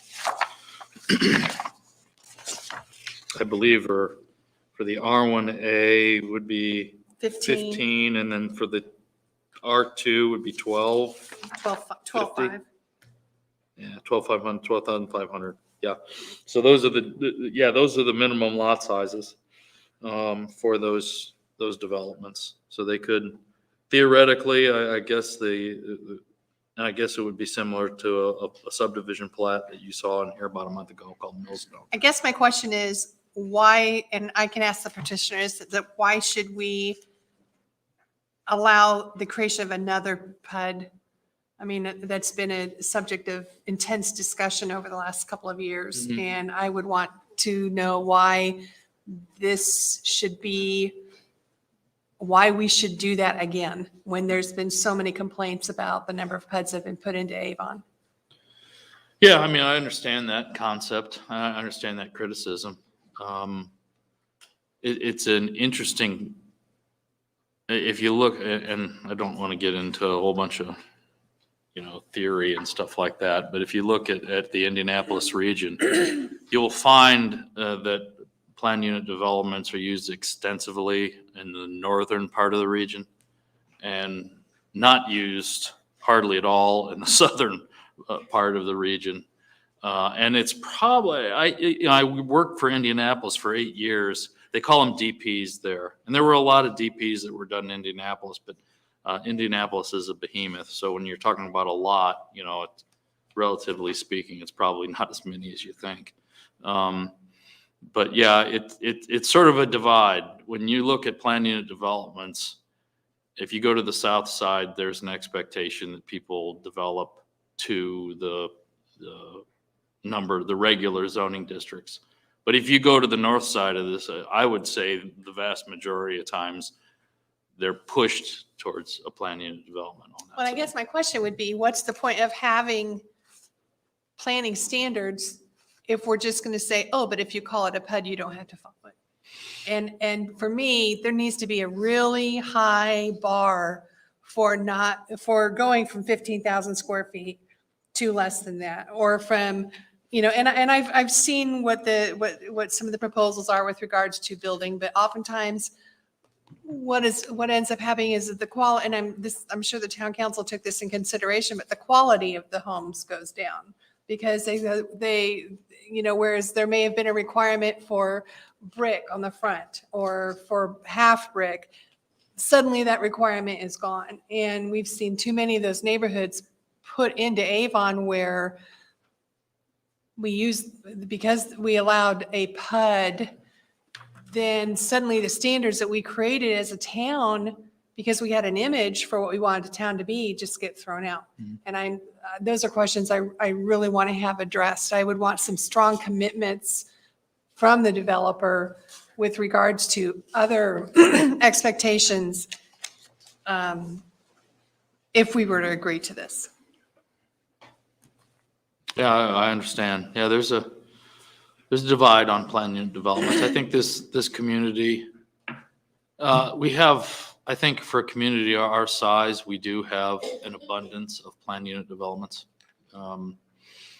For instance, like I said, and I was a planner for the town or for the city of Greenwood for 14 years, and they have 5 total. And 2 of those were done in Johnson County and then annexed into the city. So they literally, in a city of 26 or 28 square miles, they have a total of 3 planned unit developments that were done in the town and 2 that were done in Johnson County and annexed into the city. But if you go to the north side of Indianapolis, I'll tell you, everything is done through a planned unit development up there. In Carmel and Westfield, maybe not so much in Zionsville. I was a planner for Zionsville for a month. Do you have any thoughts as to why that is? I think it's control. So I think that the north side likes to have a little bit more control. I think that I'm totally spitballing this one here. A planned unit development is difficult to administer. Not difficult. It's just like having another zoning ordinance. So when you have, like Greenwood, we had 5 planned unit developments and the zoning ordinance. So you're basically administering 6 zoning ordinances in your town. The reason that the south side doesn't particularly care for them is probably because they don't want to pay for the staff that's required to administer. They want to keep their staffing as low as possible, and so it's a lot easier to administer a standard subdivision than it is, like I said, if you've got a plethora of planned unit developments, that's each a distinct zoning ordinance that you have to administer. On the north side, they have robust planning staffs, Carmel, Westfield, those types of cities and towns. They have very robust planning staffs that can accommodate managing 10, 15, 20 distinct zoning ordinances. So the question Avon has, being exactly halfway between the north and south side, is who do we want to emulate? And how much does adding another PUD mean that the city has to then increase its own expenditures with regards to, now, that barn door is already open, we've already had to deal with that, but that's very interesting. Well, I've got a plan, like in Greenwood, I had a planning staff of 3. Here I have a planning staff of 4. So for a much smaller community, because Greenwood is pretty massive. It covers almost 3 standard sized townships in Johnson County. We had less of a planning staff or a comparable planning staff than what we have here in Avon, which covers essentially about half of one township. But they only approved 3 PUDs. Right, they only did but then again, it wasn't only staffing, but there was a preference towards standard zoning classifications rather than planned unit developments. Other questions for Plan Commission? Are the subdivisions around it, are those PUD? Which one? Are the subdivisions around this one, are they PUD developments? One of them is that planned unit development, I believe, was done in the county. And then it was, planned unit development was done in the county and we haven't annexed it. So I think that planned unit development is in the county. I'm going off the top of my head here. The other zoning classifications, can you pull up the map? The other zoning classifications, like to the south, I want to say it's a higher density zoning classification. I want to say it's like R4 to the south. So it's, and then to the north, it's planned unit, to the north, it's the planned unit development. And they're comparable, I think, in size to what's proposed here. So what's the difference between, it says the Avon ordinance in notes, at least 50% of the first floor on the first facade, exclusive of windows and doorways, the resident shall be masonry. Mhm. So 50% of the front of the house has to be masonry, correct? That's the ordinance, that's Avon's ordinance? And then it says the petitioner is proposing the front facade for each home shall be comprised of masonry, brick and or stone, wood, hard plank, or other fibrous cementous material. So there's no percentage given. Which gets to the question about what happens to the standards for how our properties look when you create a PUD. And the standard in the towns is 50% of the first floor. It's not 50% of the facade. So it's only 50% of the first floor. So they're not having to do any percentage, or what percentage are they having to do? Well, I believe what they're proposing is similar to what the town's requirements are. Only they're using some hardy plank and other sorts of things. I think it depends a great deal on the style of homes that their customers choose, because they're going to offer several different products. And sometimes if you have, for instance, a craftsman or a bungalow-ish type, there's not a lot of brick on that. Instead, they go with more hardy plank and other sort of sidings. I'm sure the petitioner could explain it better than I'm bumbling through on this one. Is that to save money, though? I guess that's my question. Is it just because architecture looks, you want to go hardy plank and it looks just as good as brick, but with that style house, the hardy plank looks, whatever the term is, looks good? I guess that's where I'm a little confused. I It's up to each person. honestly, I never get involved in cost or valued discussions as a And it planner. says they're proposing a vinyl siding shall be prohibited, so they're not using any vinyl siding at all? Right, So is that good or bad? Or what are they using instead of vinyl siding, I guess is my question. hardy plank. They're using the fiber cement siding. Do you have any pictures of this hardy plank? I don't have any pictures of hardy plank with me, but I'm sure the petitioner has some photographs of their models. You've seen a lot of it, just some of it replicates the old asbestos siding, Okay. but in fact, asbestos siding was a cementitious product. Is the similar to appearance that. better than vinyl siding, or is it? Certainly, it's quieter, it's much more durable, it's gonna last a lot longer. Okay, so that's a good thing then, right? It's gonna withstand hail much better, it's not gonna wave, so you're gonna have a lot of different things with cementitious products. And a lot of that's actually made in Indiana, Okay. out in the western side of Indiana. They have a couple factories that make some of this product, but mostly it's aesthetics. Thank you. So it's a different aesthetic. It's a lot straighter, so mostly a cleaner line. But you won't have the waves in that type product that you will have like in a vinyl siding. Thank you. Other questions for staff? Okay, at this point, Mr. Ray, what are we doing here tonight? Yes, this consideration of a PUD is a lot like a rezone, with just a couple other criteria. The reason for that is, as we discussed, that with your previous case, for example, they said, here are the zoning designations, we want the standards of this other designation, can we have that? The reason why we have extra criteria with the PUD is because they're saying, we want to completely rewrite the zoning ordinance, like Bill and Catherine talked about, because there's no single set of regulations, whether it be R1 or R2, that encapsulates what we want to do with this development. So we have a couple other criteria that's in your packet and in Chapter 5 of the zoning ordinance that you guys must take into consideration for the PUD. Like a rezone, you have the discretion to either approve it with conditions, or deny it. And also, like a rezone, you are forwarding a recommendation to the town council, who will ultimately be the final voice on this matter. So you'll be forwarding either a positive or negative recommendation, or no recommendation at all. Thank you. Thank you. Other questions for staff? At this point, if petition come forward, please.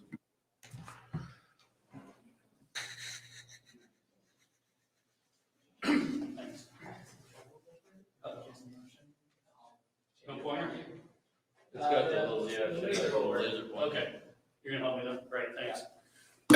Good evening, members of the Avon Plan Commission.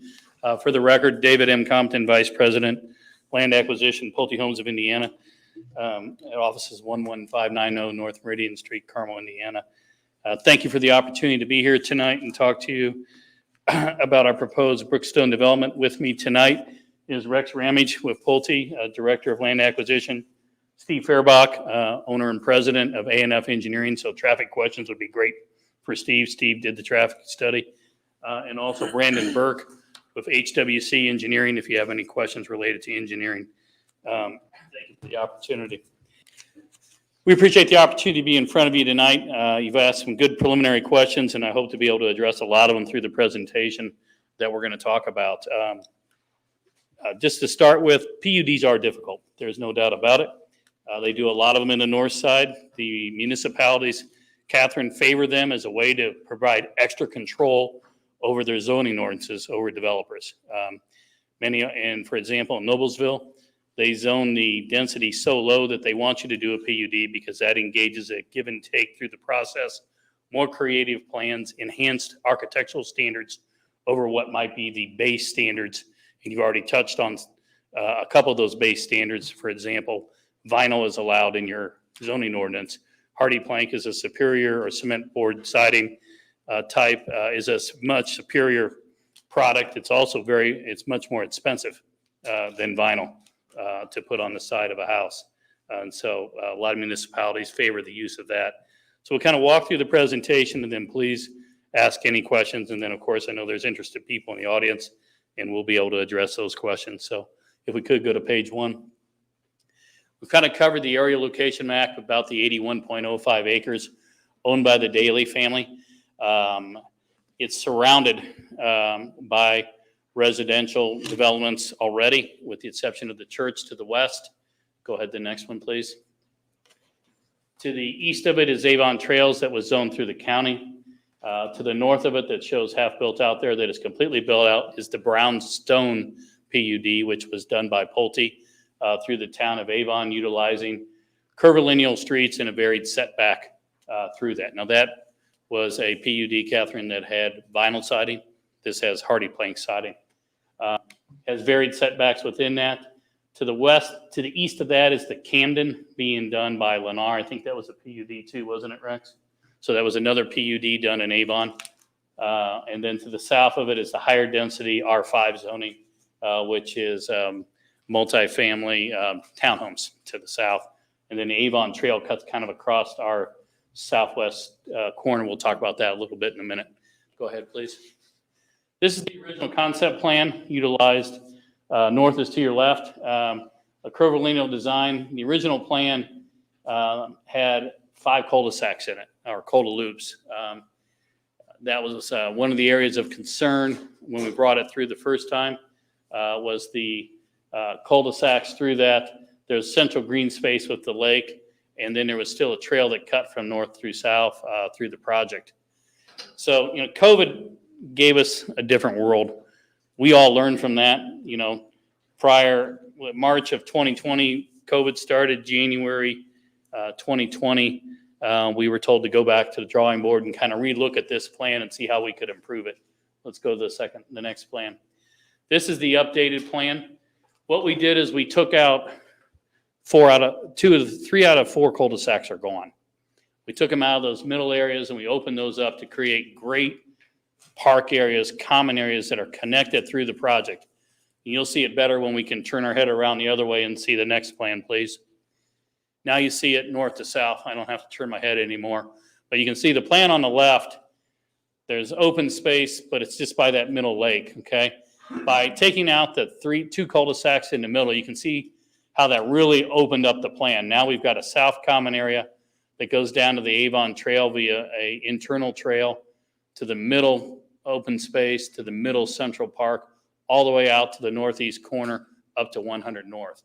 We also were able to create some passive open space on the west side where you can just see that we took out a cul-de-sac there too. So we feel like it wasn't a bad land plan. It just needed some updating, needs some more TLC to create a plan that really flowed better, created usable open space no matter where you are in the community. I want to talk a little about that in a minute. Go ahead, please. So when you talk about a PUD, this is what you end up with. You end up with 3 distinct areas of open space, 3 different types of programming that you don't get in straight zoning. This project itself, and I think, Bill, it was in the package if I remember right, had a copy of the original straight zoning plan that was 141 units, which is very familiar. You may be familiar with the Fairwood plan, which is just a straight plat. That where you get less creative, less open space, less parks, just things that are not conducive to a plan that flows like this. Was that plan in there? I thought I saw it. I don't recall, but I. Okay. Anyway, we can provide a copy of the 141 unit plan, but it's very basic. It is very straight north, south, east, west streets. So now we've got 3 basic different common areas that are in the middle of the land plan of the project. Go ahead and go to the next one, please. I want to talk about the north open space. That common area behind those lots, as you can see there, is 5.91 acres. And when you pull out the surface area of the pond, it's still over 3.7 acres. So now you've got this great open space. We put a playground in there, connected via pedestrian trail north to south. You've got a really usable common area where people will be able to go out and enjoy that with their families and their kids. As we look at this middle open space, go ahead. This one surrounds the major pond in the project, and this pond is used for retention purposes. The outflow for this project actually goes through the Avon Trails community. There's a little ditch that goes out that way. So this pond is located, all the ponds flow into it with the exception of a small one on the south side. And so there's a pond here. We did kind of a pocket park there. This area with the pond is 5.54 acres. You take out the pond surface area, you still have a 2.9 acre green space in that pocket park area. Go ahead. Next one. Open space 3 is the south open space. It's 3.35 acres. You take away 1.32 acres for the pond, you still have over 2.5 acres. We're not talking about quarter acre or half acre parks. You say, what happens to that extra lot space? It comes into these great pocket parks that are not inexpensive to develop, and then you create a pedestrian trail through it, which makes it really an exciting neighborhood for people who want to live there. They want to be able to go meet their friends in one of 3 different parks. They want to be able to go through the project and enjoy it. Finally, the 4th area is on the west side of the property. That area we decided not to program. We decided to leave that natural. It's 3.37 acres. That's this kind of passive open space within the community. So, in summary, the land plan, go ahead, next one, please. The land plan evolved. They got less dense. We now have 41% open space in the community, 41.26 to be exact. In your current zoning standards, 40% open space is considered a conservation subdivision. So we have more open space than your own current conservation subdivision. This wasn't about adding density. This was adding about a more creative land plan with higher architectural standards. Rex is going to talk about the architectural standards. I want to conclude on the land plan by saying that the other thing you get in a PUD when you just don't file a plat is commitments to the neighbors. We work with the Lutheran Church to the west on maintaining that tree line. There's a commitment on that. There's also some additional buffering. We've worked with the Avon Trails folks. There's a commitment to add some buffering along their property line. We talked to the condominium association, have not changed that commitment to add some buffering there. They have kind of a stub street that dies into us. We're going to add some hawthorns down there. And then, although we were not able to come to an agreement with the Williams, we will continue with that commitment. So I have for Bill a copy of the commitments from 2019 plus the updated church commitment. Plus, I also have copies for everybody on the council if you would like to see those also. But I want to turn it over to Rex. Rex is going to talk about the architecture. He had some really good questions about brick materials. And so, Rex, why don't you talk about that along with anti-monotony? Thanks, Rex. Thank you. Thanks, Bill. For the record, Rex Ramage, Pulte Homes, address is the same, 11590 North Meridian Street. So in addition to having a very nice layout of a community and the vision and feel about how that works with meaningful open spaces, equally as important as you all, I'm sure, are very interested in are the homes and what they look like themselves. So there was a question as we were kind of going through, what does it mean? What is the trade-off of doing a PUD versus straight zoning? And I'm going to kind of walk you guys through some of that stuff. So there was specifically the question on the masonry. The very minimum that every home in the community will have is a wainscot on the front of the home. And if you look at the bottom left picture, just as an example, the wainscoting is the 30 to 36 inches. It goes up to the bottom of the windowsill. So that will be on every home. Now, that's not to say that that's the only masonry homes in the community will have. That's just the guaranteed minimum. Other architectural styles, as you kind of see, have a little bit more masonry dispersed kind of around those elevations. Along with that, some of the other things that are built into the PUD ordinance now that were not there before. So again, kind of looking at changes from what happened when the council kind of was not favorable for the project versus changes that we made, in addition to reducing some of the density and some of the other changes that Dave talked about from the land planning perspective. A few of the things in the PUD are as follows. Having multiple materials on the home, prohibiting vinyl and making sure that all the siding material, if it's not masonry or wood, will be hardy plank. And again, that's a cementous material. It's better looking. It maintains well longer over the long run and things of that nature. There's specific requirements in here for windows, window trim on the homes, things that you wouldn't have in the current ordinance in Avon today that we are committing to as part of this project. Overhangs, roof pitches, so the steepness of the roof, shingles, we're doing dimensional shingles, so that's an upgrade versus a typical 3-tab shingle. And then there's some other requirements in here as well, but those are kind of the highlights and what I would say are the most important because that's what people's eyes are really drawn to, when you're looking at a home. So again, there's going to be 2 home series that we propose, 2 different size lots within the community. On average, the homes are going to be 23 to 3,300 square feet. There is one plan that's about 1,870 square foot. That is a ranch style home. So it's not out of the ordinary for that to be slightly less in the square footage category. But overall, we're building both of these series of homes just north in Brownsburg today. The series that you're seeing on the screen in front of you, that's averaging about $375,000. And then if you want to flip back one more slide, please. Those homes are averaging about $435,000 today. You could advance too. One of the new things that's growing in popularity is this new farmhouse elevation. So in addition to, what you might see are the same old colors, the same old everything, this is kind of a new elevation with some criteria that's kind of rearing its head. And that being, in addition to a masonry material, in addition to horizontal siding, you have that vertical board and batten look. You have black windows. Those types of characters and features and just kind of the overall peaks and the architectural elements of the home is growing in popularity. So that's something we are going to add to this community, add to this lineup where you probably would not have seen that in recent communities in the last couple of years. So what's the cost of that? Farmhouse. It really doesn't add to the cost of the home. No. 300,000, 400,000, 200,000. So that's probably in that 350 to 375 on average. And none of these have basements, right? They're all on slabs. There would be the ability to do basements subject to soil suitability on the larger series, but this particular elevation in front of you, that is on a slab. Thank you. Yes, sir. So in addition to what's on the outside of the home, because that is very, very, very important, we want to make sure the quality and the finishes on the interior home are up to par as well. So things that we're seeing, especially with COVID, you see that bottom right-hand photo, a flex area, that can be a bedroom on the first floor, that can be a den or an office, growing in popularity for people to have home offices and things of that nature. So it's definitely a value add to the home buyer. Nice master suites, very gourmet kitchens, granite countertops, and then of course, the open floor plan with the fireplace. We just want to make sure everyone has a space that they just love and feel. There's a sense of feeling that you get when you say I'm home, and we certainly want to be able to provide that for folks. So jumping back to the exterior. So the next couple of slides are going to kind of be an overview of the questions and the asks of when we were at town council a few weeks ago.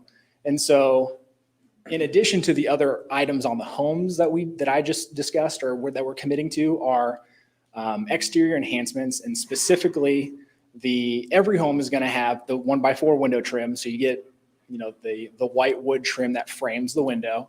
And then some of the homes are also going to have that masonry wainscot that I talked about was a minimum on the front. That's going to carry around to the sides and rear. And those are going to be on what are called high impact or high visibility lots. There's a slide here in a couple of seconds that'll tell you that. And then in addition, some of the homes, architectural style permitting, are going to have a different material or color up in the gable. And again, that's just to kind of add to the visual interest on some of the homes that can be seen from the side. So this is a zoom in of what hardy plank actually looks like. And if you can see the contour and the graininess to it, and you can feel it. If you had some in your hand, you would feel exactly what you think you see on the screen. So one of the things that we've heard in the past, and we are definitely working towards, are, hey, your colors really aren't so great. There's not enough variety. You have gray, you have white, you have tan, you have a light blue, you have dark blue.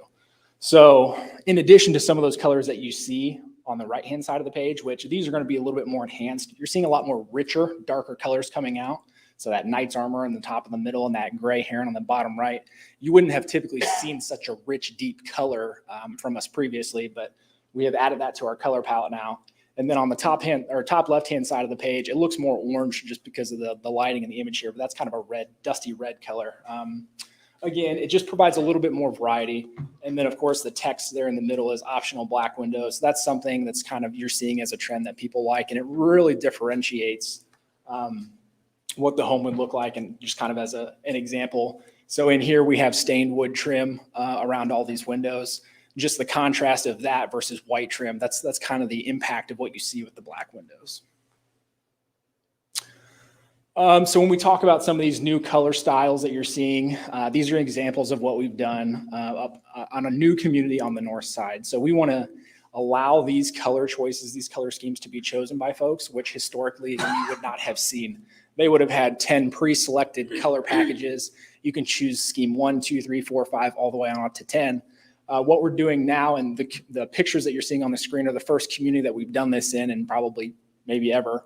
The buyers get to choose their colors. They're all a la carte. So I get to pick my trim color. These people pick black. I get to pick black windows. I get to pick that kind of navy color, that gray color, and then they get to build their homes themselves, which creates a little bit more uniqueness across the community to diversify the color range, but again, makes it more of their house, their home.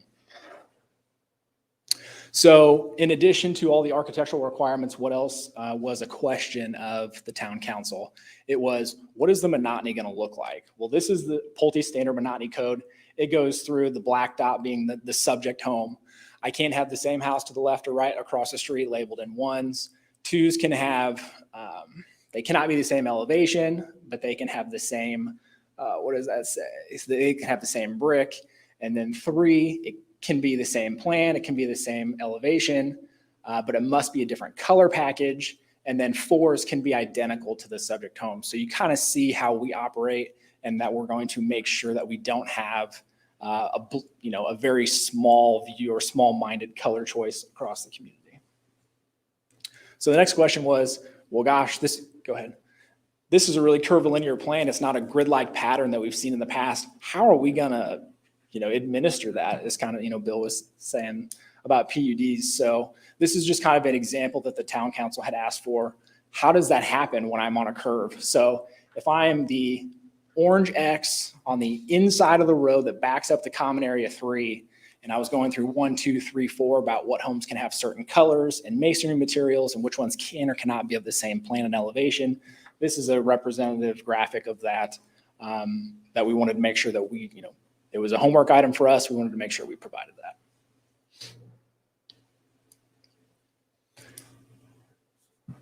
And then at the very beginning of my portion of the presentation here, I talked about high visibility impact lots or high impact lots. And what that means is everything on the plan that you see with a red star, there's 33 of those lots on the community where the sides are visible either by common area or there's a trail cutting through, or they're just traditionally on the corner of the development. They're going to have that masonry wainscot wrap all 4 sides of the home. So not just the front, sides and the rear included. There was another item that came up from the town council, which was we're really interested in what the rear of these homes look like when they're highly visible from common areas 1, 2, and 3 across the middle of the project. So what is that going to look like? Is there going to be some commitment on rear facade extensions, whether it be a sunroom, a gathering room extension, a breakfast nook, a covered porch?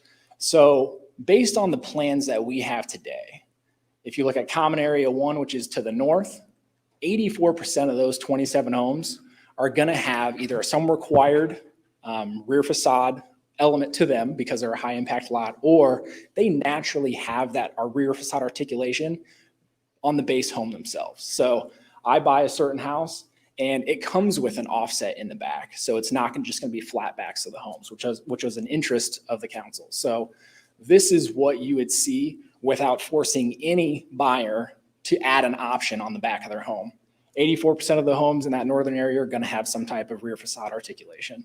Common area 2 in the middle, just under 60% of those 20 home sites are going to have rear articulation naturally or organically, as we like to say.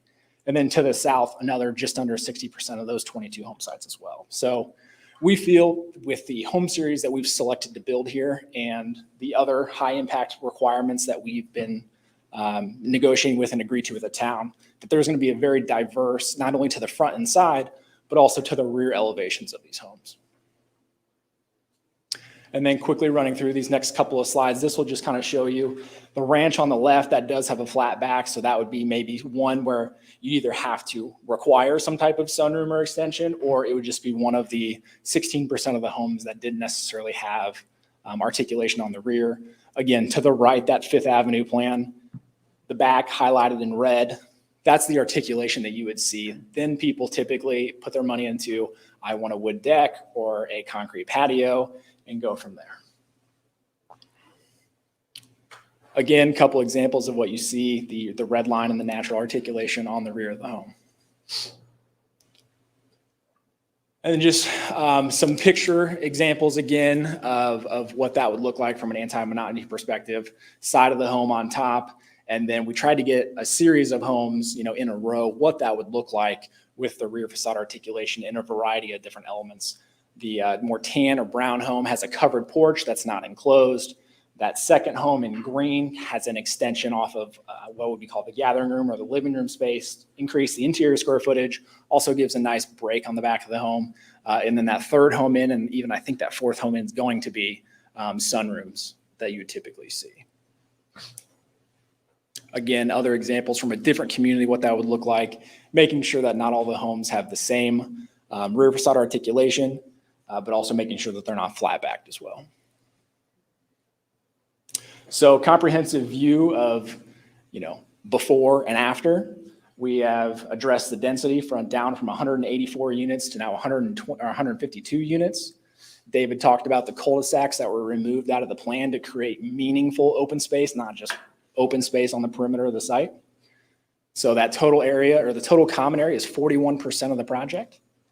The upgrade from vinyl to fiber cement siding, otherwise fiberboard or hardy plank, hardy is an actual manufacturer's name, on all the homes. Expanded color packages, and then expanded monotony guidelines to the rears of the homes. Those are a kind of a quick list, but the major big picture ticket items of changes that we've made from before to now.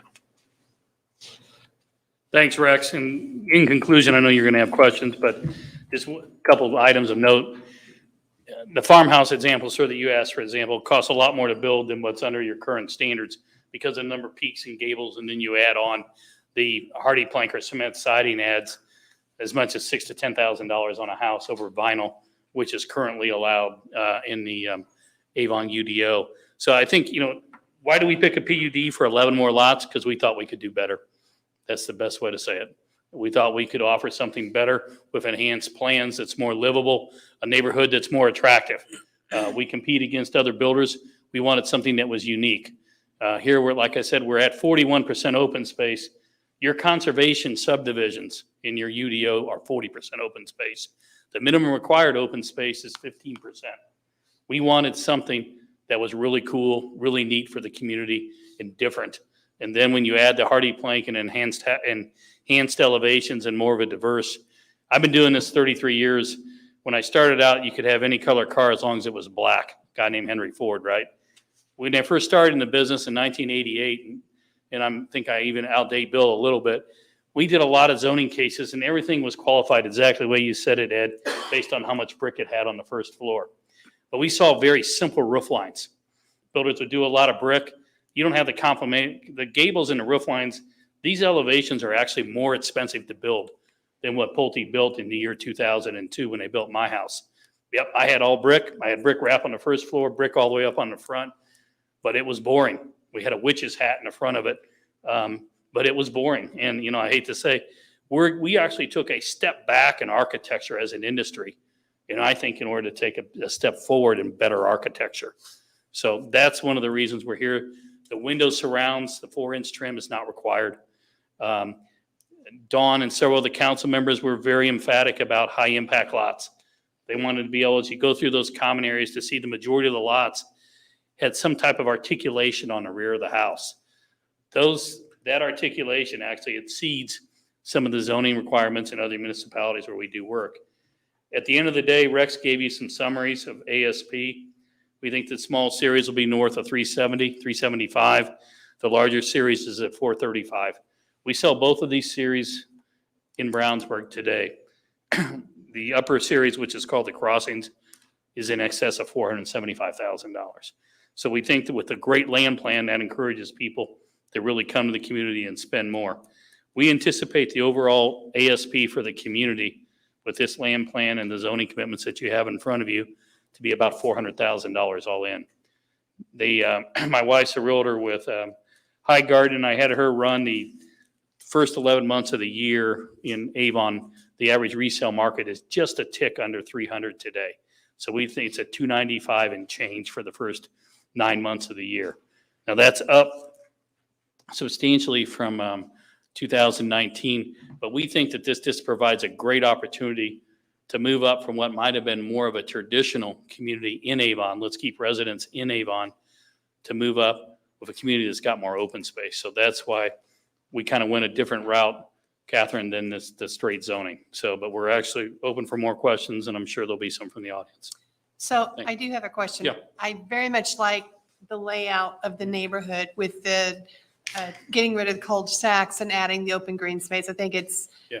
marvelous. I wish every neighborhood could have that kind of feel to it. And I like that you don't have, like where I live, I'm not very good, but probably from here to that wall or less, every window in my house looks at somebody else's house, and I like that that doesn't appear to be the case in that. I also like what you've done architecturally. So I have two questions. The first question is, what about the interiors? I know that a lot of times you'll have these very big, very, generously sized homes, but the baseboards are 3 inches and not 5.5 inches. The walls have that pebbly speckle stuff on them or popcorn ceilings, and they have no trim around the interior windows at all. It feels cheap, Right. but you're buying space. Right. What about, what is your approach towards that? We tend to not, I'll let Rex talk, he's the product expert, so I'm not going to step on my toes. Yeah, so we don't typically program the interiors of the homes. What we know is at this particular price point, people are going to spend about $50,000 to $70,000 in options in the homes. That's just kind of a good range. Where are they going to spend that? They're going to upgrade their cabinets. They're going to upgrade their floors, countertops, other spaces that we're going to spend a lot of time. And they make sure, I guess, we make sure that the buyer has, selections available to them and they pick what's most important. But with that dollar amount of options that they do spend, you will see an enhanced interior, kind of like some of the photos that we saw. So the specific things I'm speaking of, are the walls flat drywall or are they speckled? Flat drywall. Okay. And what about the ceilings? I think It doesn't look they're like this. textured. They're not It's- pop, yeah, they're it's not textured, popcorn. but I know what not- you're talking Textured but not popcorn? about. Yeah, they're textured, not popcorn. Okay. Yeah, I know what okay. you're talking about with the popcorn. Okay. My next question is there a reason other than the lot size and which obviously would need to happen, is there a reason why you can't do everything you're talking about within the standard ordinances and just asking for a waiver? I think Brandon's here and we've got a list of, there's some street, curves, minimum tangents and things like that on the curves of the street. So there's some design reasons why we asked for that. We also don't meet the minimum lot size of 12,000 square feet for the R2 and 15,000 on the other. As you can see. Well, taking that out yeah. of it and assuming that that's something you could ask for a waiver for, is there a reason why you could not just stick to the ordinance requirements? Yeah, it's traditionally it's buyer driven, right? And it's folks like me who are going to probably live in this community. I live in one of these exact homes. And I can tell you that I exceed well over $400,000 in a different part of the Indianapolis area. But I have 2 kids under 2. I work a lot. Sometimes I work late. I don't want a half-acre lot. I don't want to mow it. I don't want to have to pay someone to mow it. Okay. But on this okay, particular, hold on. one I've already second. removed that. Sure.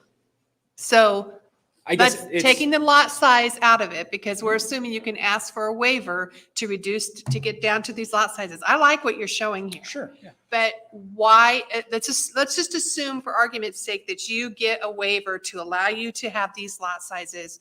What other reasons do you have for us to give you a PUD? So I will give one, and if Dave has any others, but it is the lack of being able to provide meaningful open space across the community. In other communities that we do, where we don't have flexibility, kind of like with what the plan that we're doing, we have a whole bunch of homes, and then we have a 3-acre area for your amenity center. That's a playground. It looks bad after 10 years, that kind of thing. What we've been able to accomplish here, aside, waivers aside, to specifically provide multiple spaces of meaningful areas for people to gather and go to, that's unlike anything else we would have been able to do. And that can't be done under the standard ordinances. Okay. Bill, can you expand on that?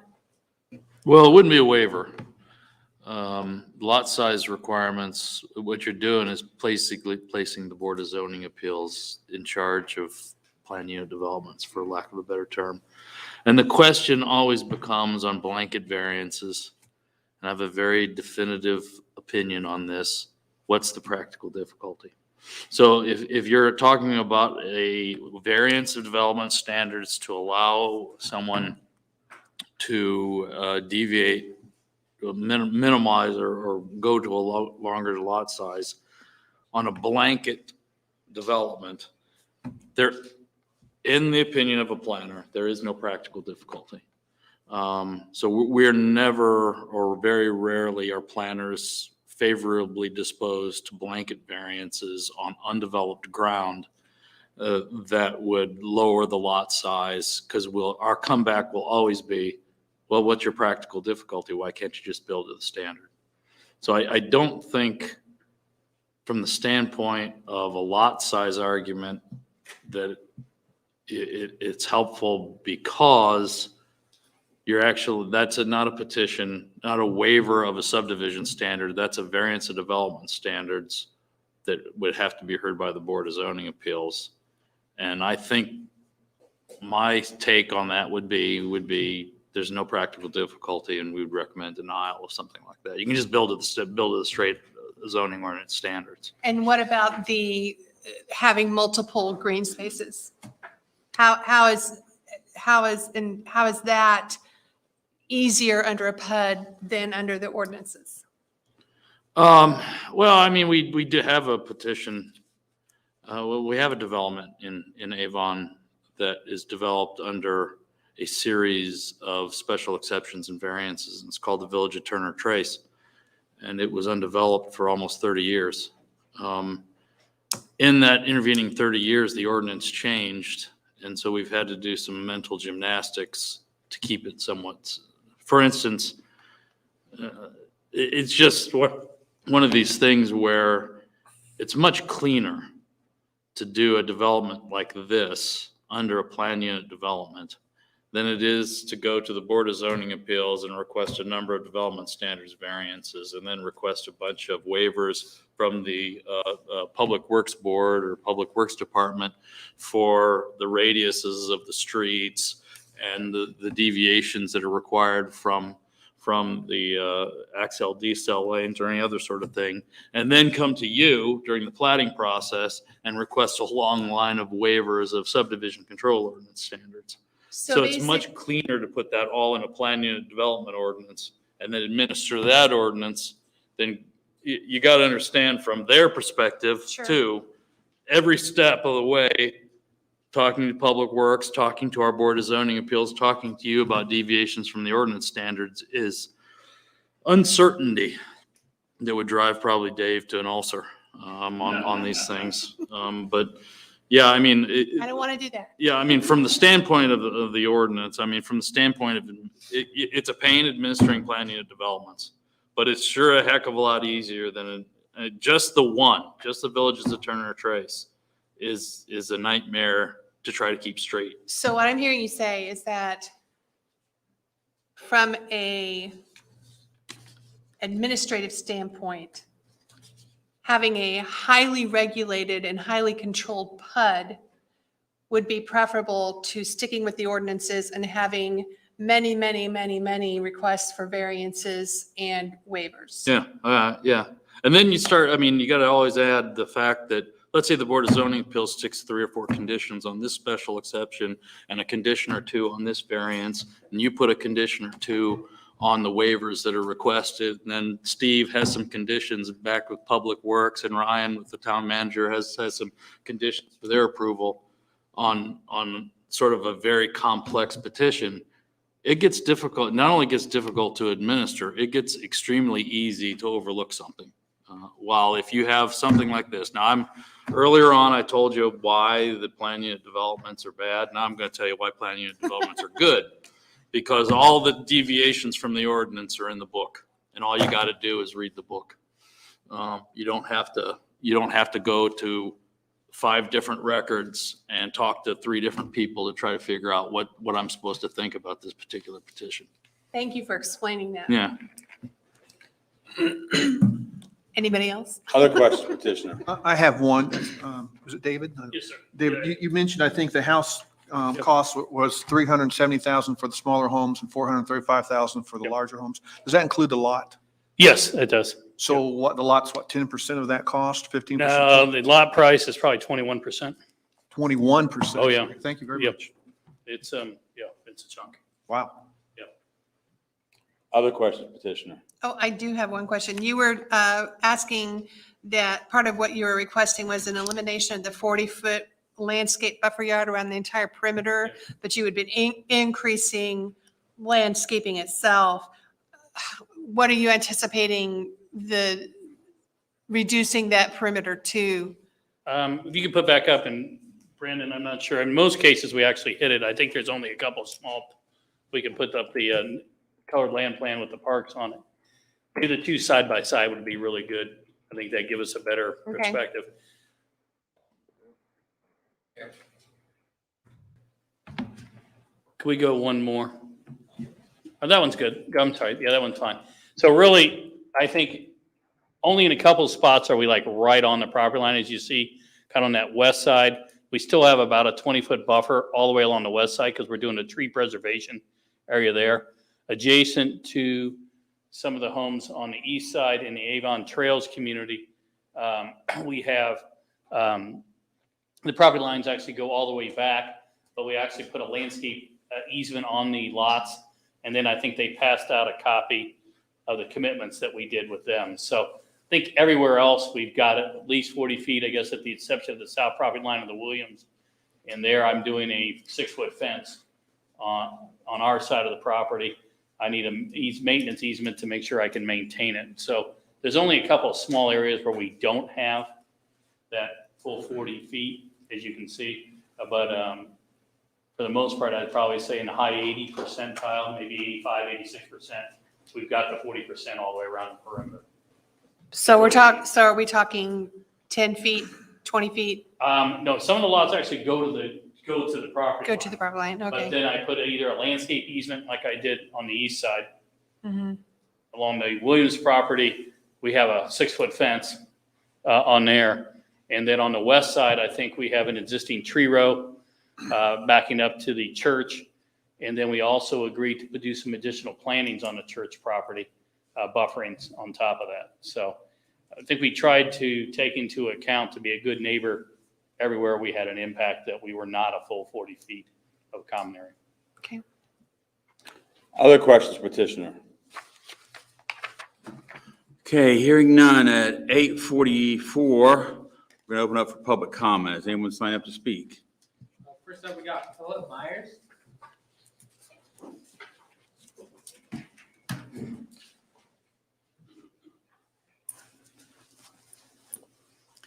Yes, my name's Philip Myers. I live at 9688 East County Road 100 North, very near the so-called Brookstone proposal.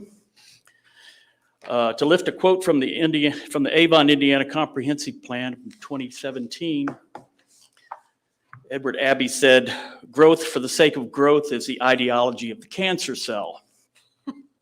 Further, the plan states that Avon needs to, quote, "create a diverse and sustainable tax base to promote the ongoing provision of town services," end quote.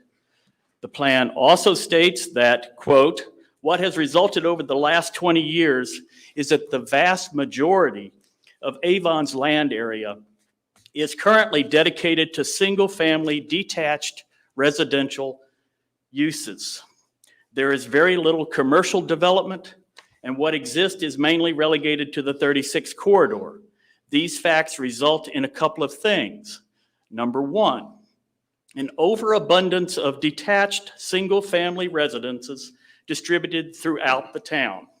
Single-family residential is a difficult land use to support, municipally speaking, because it places the greatest demand on municipal services like police, fire, and roads. Proliferation of single-family detached development can also crowd out non-residential land use categories," end quote.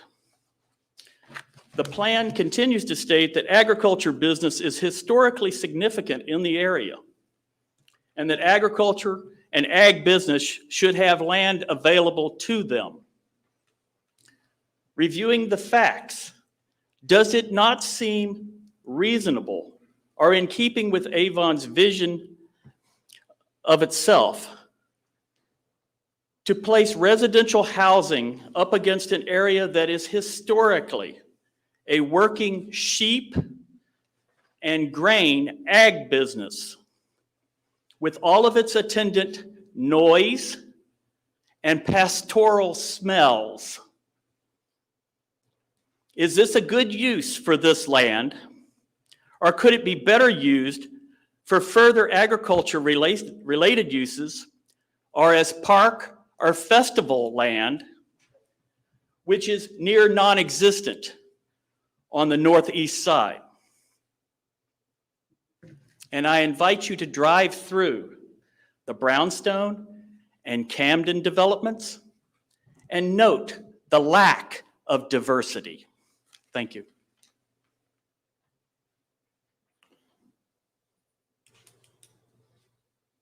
Next. Next up, we got Frederick Creighton. Okay. My name is Frederick McCracken. I live at 9624 Lomax Drive. Most of you have talked before about, I butt up to the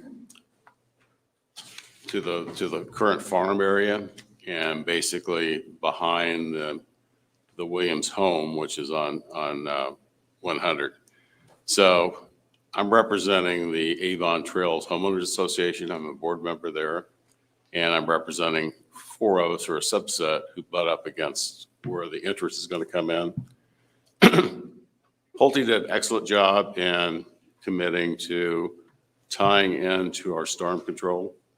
And our concern there was at the time Avon was developing a storm control plan different than the county. And several of us engineers studied the county plan, understood how it worked. We wanted to make sure that it tied in properly and that Pulte was going to restore any land that they came into. So we looked at the flow rates and everything else. So we're happy with that. They included that commitment in the package.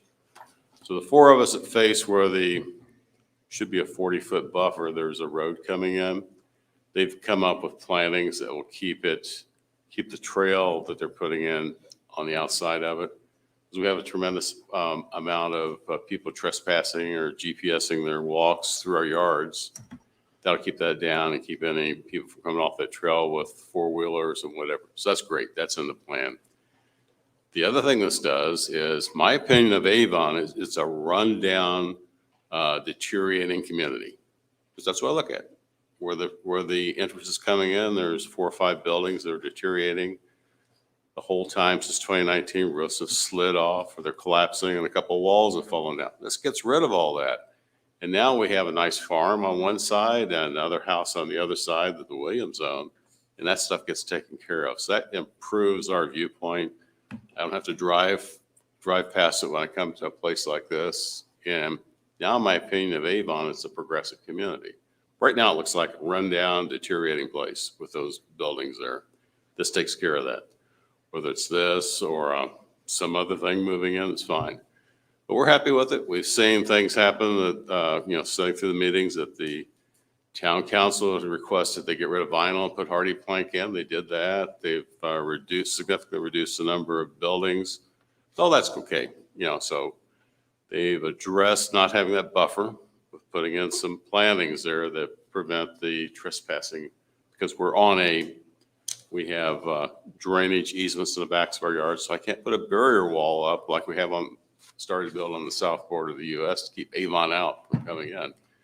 And we're in good shape. So we're really for it from both the HOA board. They've met everything that could affect us negatively, and they've addressed the issues of the neighbors that'll be right up against it. That's all I have to say. Next. Next up, we got Linda Foster. Okay, thank you. Next up, Steve Fairbach, did you want to talk? Nope. Okay. Next up, we got Thomas Eckert. All right. Next up, we have Michelle Newton.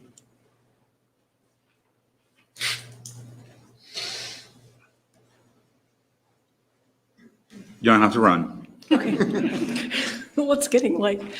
My name is Michelle Newton. I live at 7432 Grandview Drive in Avon.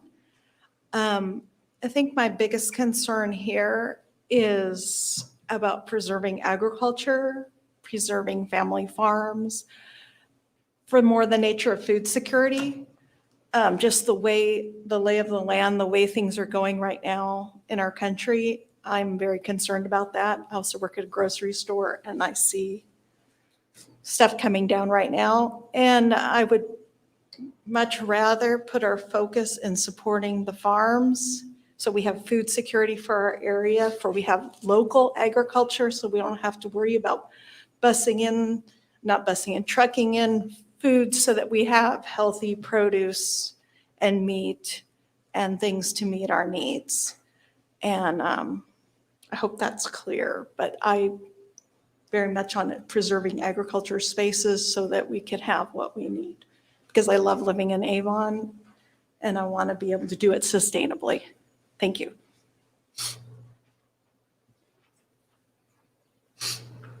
Next. Next up, we got John Newhart.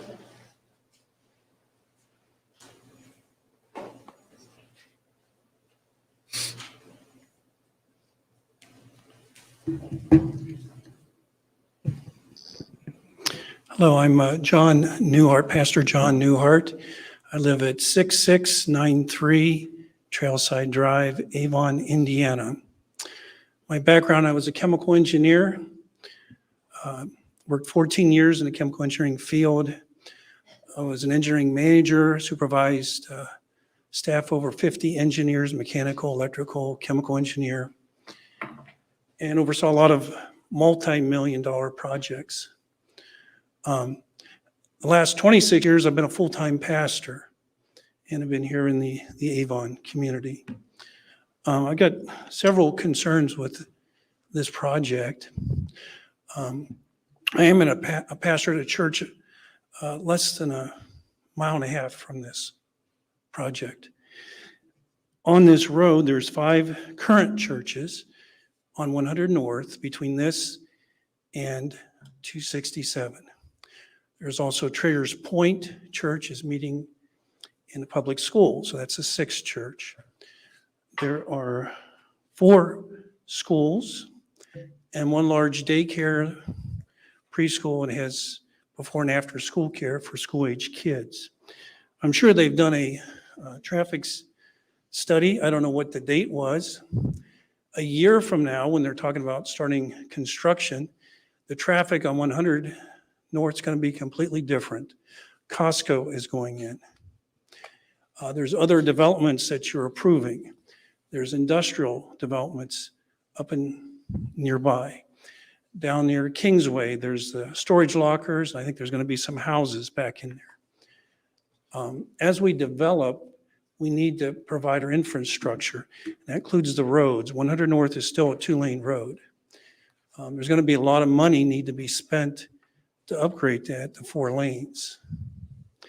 And so I'd like you to just take that into consideration, and the amount that you're having the developer contribute. If his lot size is $80,000, a couple $100 is nothing, especially when you might have to change that roundabout at 900E to 4 lanes. And there's going to be cost with your staff doing a PUD. I'm kind of concerned about the lot sizes. Even though they've spread out a lot of open spaces, if your lot sizes are smaller than our standard here in Avon, those houses are going to be closer together. They have lots of land. I understand that, they want to make money. They want to squeeze as many homes in as possible. But that's no reason why we should compromise our minimum lot size. Finally, I strongly object to what they're doing to a local farmer. The Williams family are not members of my church. I know the family. They farmed here for 3 generations. That, what you call a little farmhouse, and by the way, the developer, when he talked about there's building, there's houses and there's a church, he neglected to tell you that there's a farm there. This farmer farms over 2,000 acres here in Avon. Not all the tracts are contingent. He's got several locations. That location houses farming equipment that's used on that side of Avon. The developer, I don't know if he shared this with you, he made one offer to the Williams family, taking part of their land and 1 corner of their house, and offered them pittance. What can you do if somebody takes a quarter of your house? Can you sell that house? No. You'll be condemned if they tear down that corner.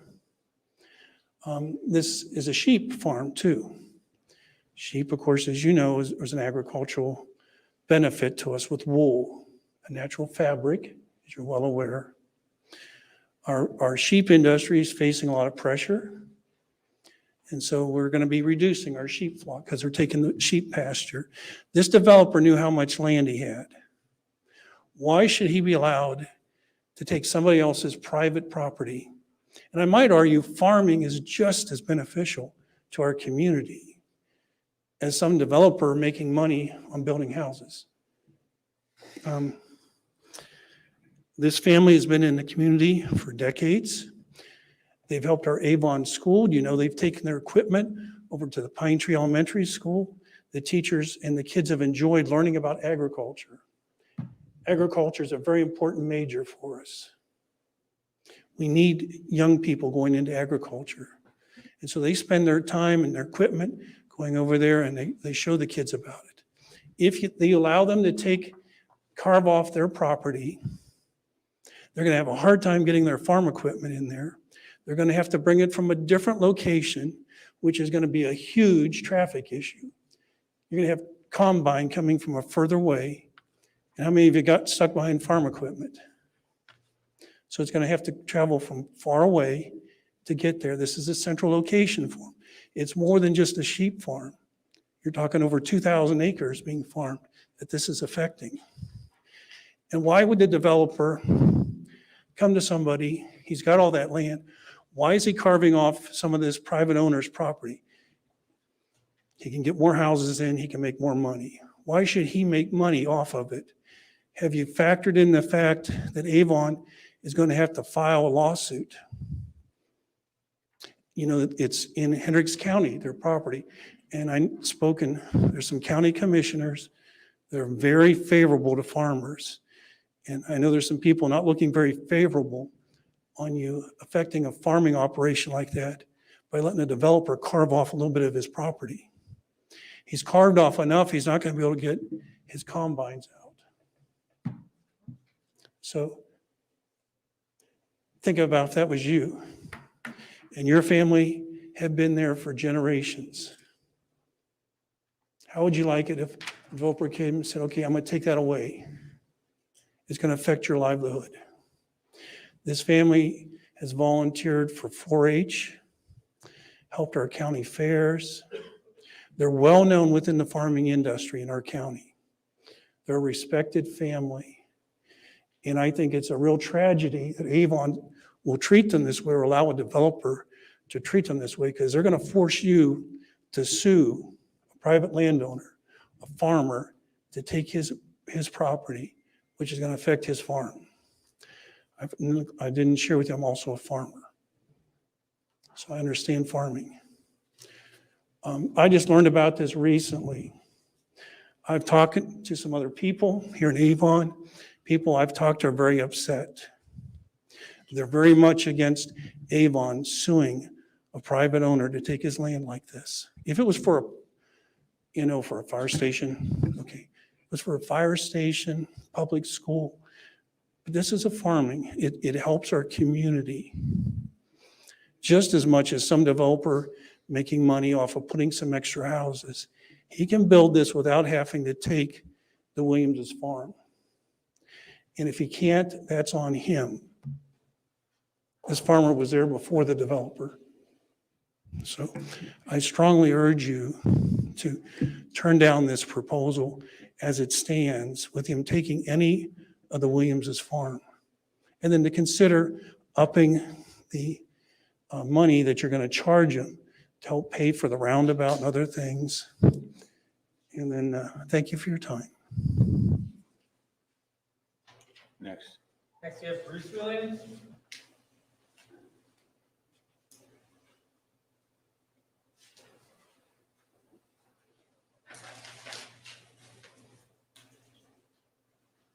And Diana Williams, they know that they're speaking separately.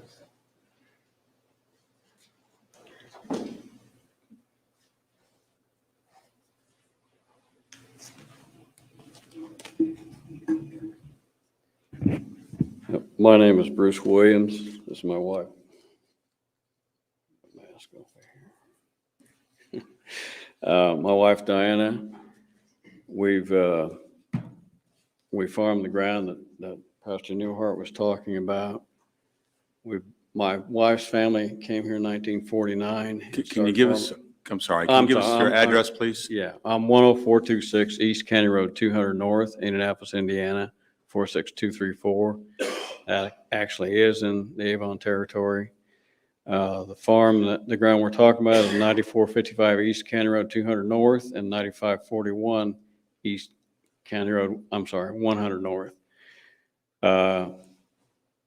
Introducing myself, my family has been here since 1933. My wife's family's been here since 1949. It's been a continuous operation throughout the family in that period of time. My concern is the value of the property, as Pastor Newhart said, in either the town or the developer taking the amount of ground they will need for right of way. You will essentially eliminate the access to the property to the east, which is 9541, and the property to the west, you will diminish the ability to get in and out of it. Pulte had agreed to put a fence up in our prior arrangements. We would like a perimeter fence on the east property if that comes about. The economic impact, which Pastor John has also addressed, of the impact of the concentration. We've got quite a few. I think Avon Middle School says we have 162 nationalities within this community. We have a high concentration of immigrants and refugees moving into the Pulte development in Brownstone. That has put a tremendous burden on the school system. I'm not against anybody moving in. I think we need the infrastructure. I think we need the economic ability to help the people that come here to achieve a better life. And in doing so, that's falls upon the community to help them to become better citizens. I think that's all I have to say, Diane. You covered it. All right. So, and I do have a letter that we sent in September the 12th of 2019, and I'll be willing to give you. It lists what our concerns are, and they are on drainage, as Pastor John's talked about, and as Fred McCracken talked about. The fencing, I would ask that they put a fence along 10th Street, because we've had problems with people wandering across our 4-acre lot just to get to Avon Trails or to Camden. And they've actually been congregating in the middle of the night there. We've had to call the sheriff on them, have them escorted off. So it's a consideration. Thank you very much.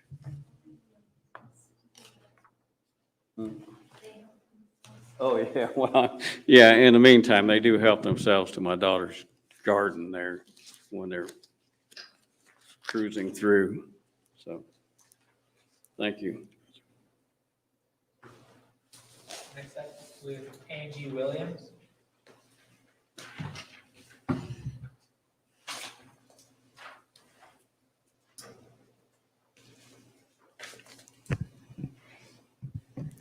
Angie Williams, 9455 East County Road, 100 North, Avon.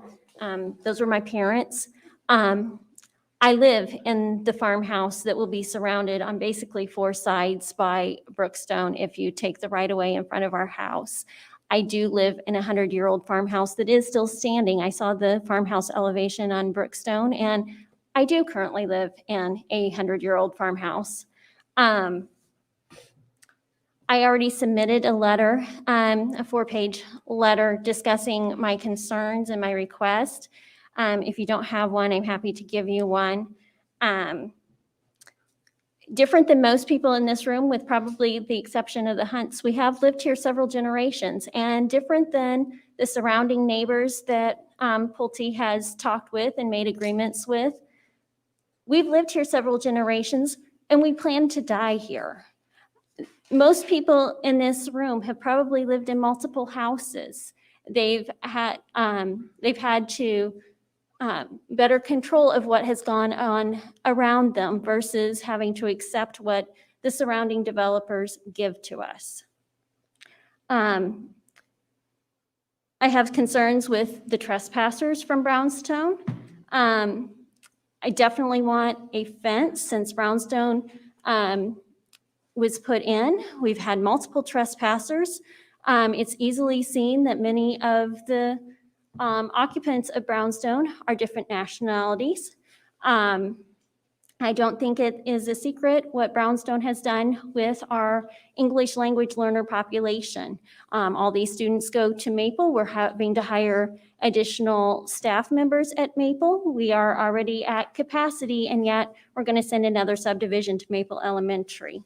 I don't have a desire to look at the backs of homes. I already look at several backs of homes. This might be surprising to you, but I actually prefer to look at crops and livestock. So any home is not happy to me. I appreciate the fact that you're putting in a 6-foot privacy fence. However, that doesn't stop the people from looking in from their second-story window into my house. What every developer surrounding us has built up the soil. And so all those houses start up at a higher elevation than my property will be. I'm curious, when the traffic impact study was done, I haven't seen any lines across the road recently. I also am curious if you've talked to the other homeowners along 100 North that's going to lose additional land for the 2-lane roundabout and the additional lanes on 100 North. I don't see any of them here tonight, which tells me that you may not have talked to them already. I'm also requesting that you don't disturb our trees or shrubs in the process. Other surrounding homeowners have dealt with Pulte before with the Brownstone development and have had horrendous experiences with them taking their trees and shrubs for other uses. I'm also curious why the houses are so close to our property line versus they've moved them away from the other neighbors and put them on the neighbor that's most likely to live here the longest. Anything else? And one last thing. Oh. Do you have copies of these? Yeah. Okay. And most importantly, we still continue to farm here. I've heard all kinds of complaints from neighbors that aren't happy that we continue to farm here. You know, we do have smells, noises, we have traffic with farm equipment. We addressed this back in 1999 before Avon Trails was built. This might surprise some of you, but we actually farmed where Avon Trails is and the Lutheran Church and several other places. And we addressed this beforehand. We're going to address it again, that we're going to continue to farm here, and we expect the same respect that we give our neighbors given to us. So I'll be happy to turn those in. And with that, that's all I have.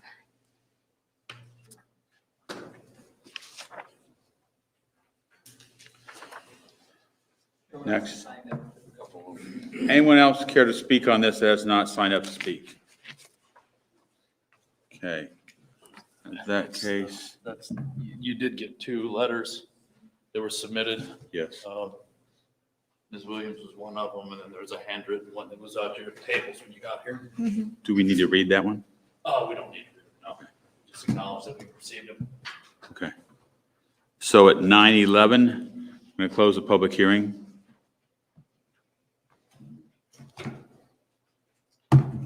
Okay. Commission, questions? Yeah, I have a couple.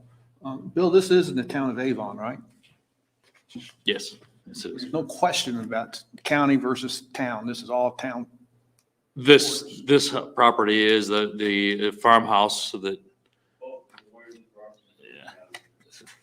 So they're north of 100 North, and the farmhouse is someplace else then.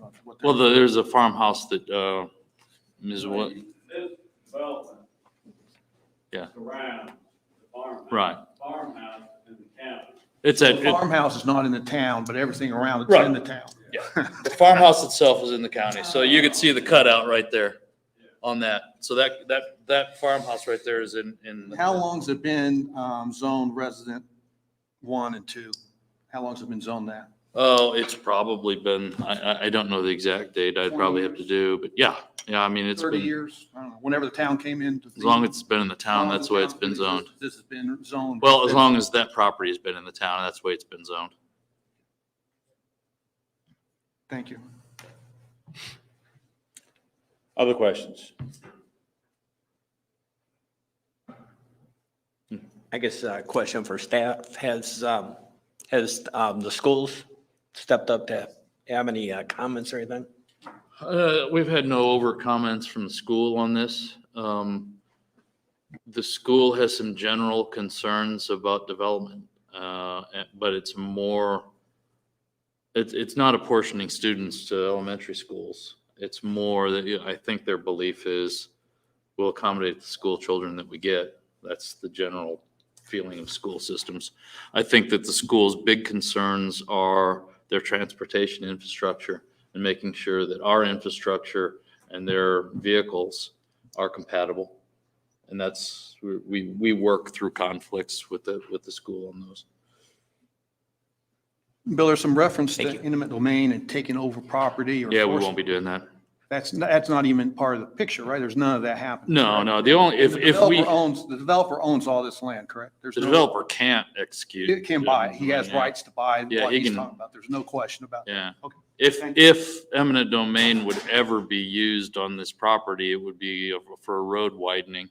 We certainly aren't going to take property for an XL decel lane. Thank you. And if we were taking a corner of a house, we'd buy the whole house. We wouldn't just take a corner of a house. So that wouldn't be accurate either. But there is no intent by the town to exercise our eminent domain powers to accommodate this development. Thank you.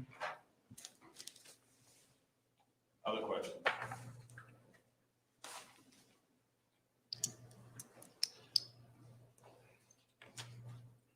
No.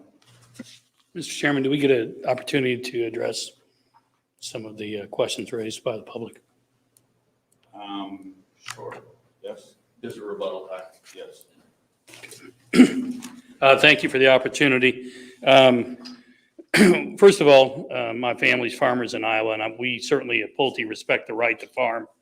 We represent the Daly family that are also longtime landowners of this ground. The Williams are renters of the property. They've been good tenants, and the Daly family who I've talked to about this respect that they've had this rental arrangement over an extended period of time.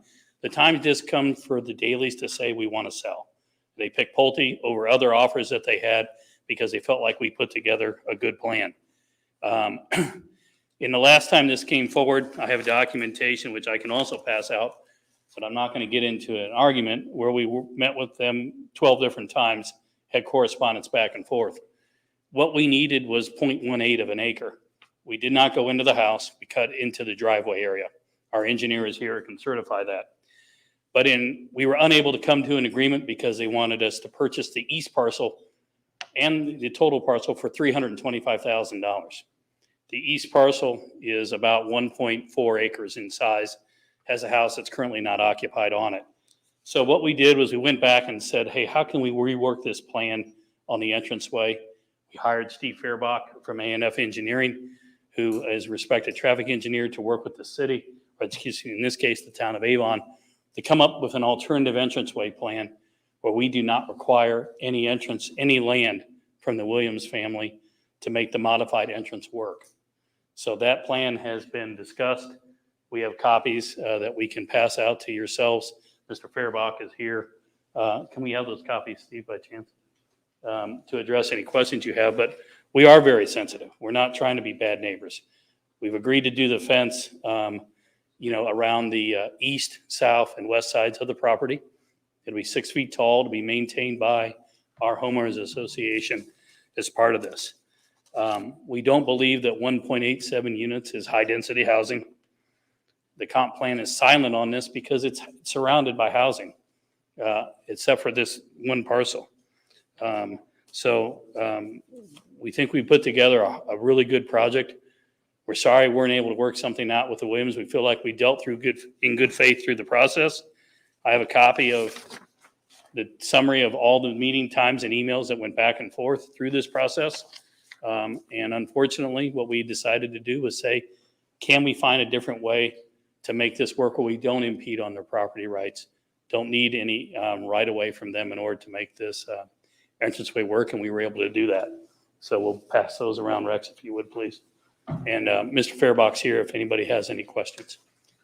Do I understand you correctly that the Dailies that you purchased the land for the development from also still own that parcel?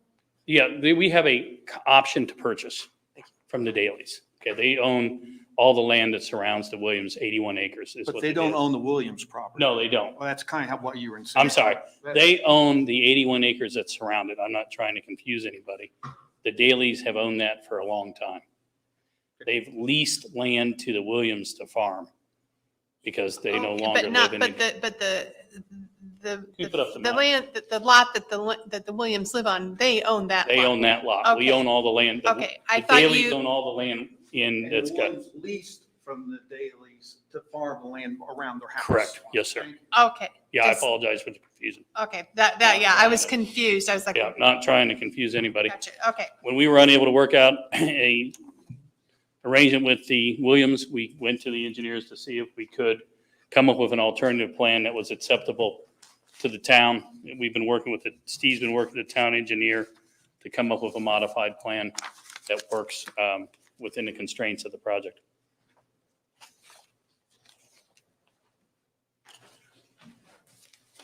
And then I'll just add one other thing, again, for the record, Rex Ramage. There were some comments made about side yard setbacks, jamming houses or lots into the development. We do have 10-foot side yard setbacks, so that's 10 feet on both sides of the home, and that is equivalent to what the town standard is today. Are there homes that they're backing up their property? Were they ones that you said had special things on the back of the homes or not? I don't remember. High impact or high There visibility? might be one or so that are on corner lots, kind of at their southeastern, southwestern corners, but across the line, no.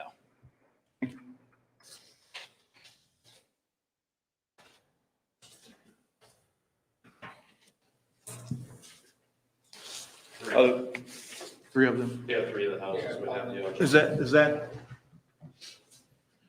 Right, so lots 1, 4, starting at by the entrance there, 1, 4, and then you know, it might be nice if those two middle ones, I can't, those numbers, but to the right side, those, just make 4 in a row there with the back. That seems to be a reasonable accommodation to the family. I think it's a good idea. I assume the house is up in the upper corner, right? It's in the upper right corner of the house. Right next to the common area. So I don't think the bottom row is that big a deal because that's mostly driveway and barnyards and whatever. But those 4 there along the property line to the right, near the house, I think I'd put stars on those 2. sure.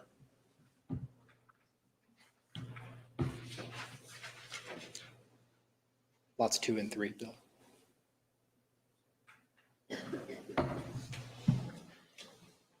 Other questions?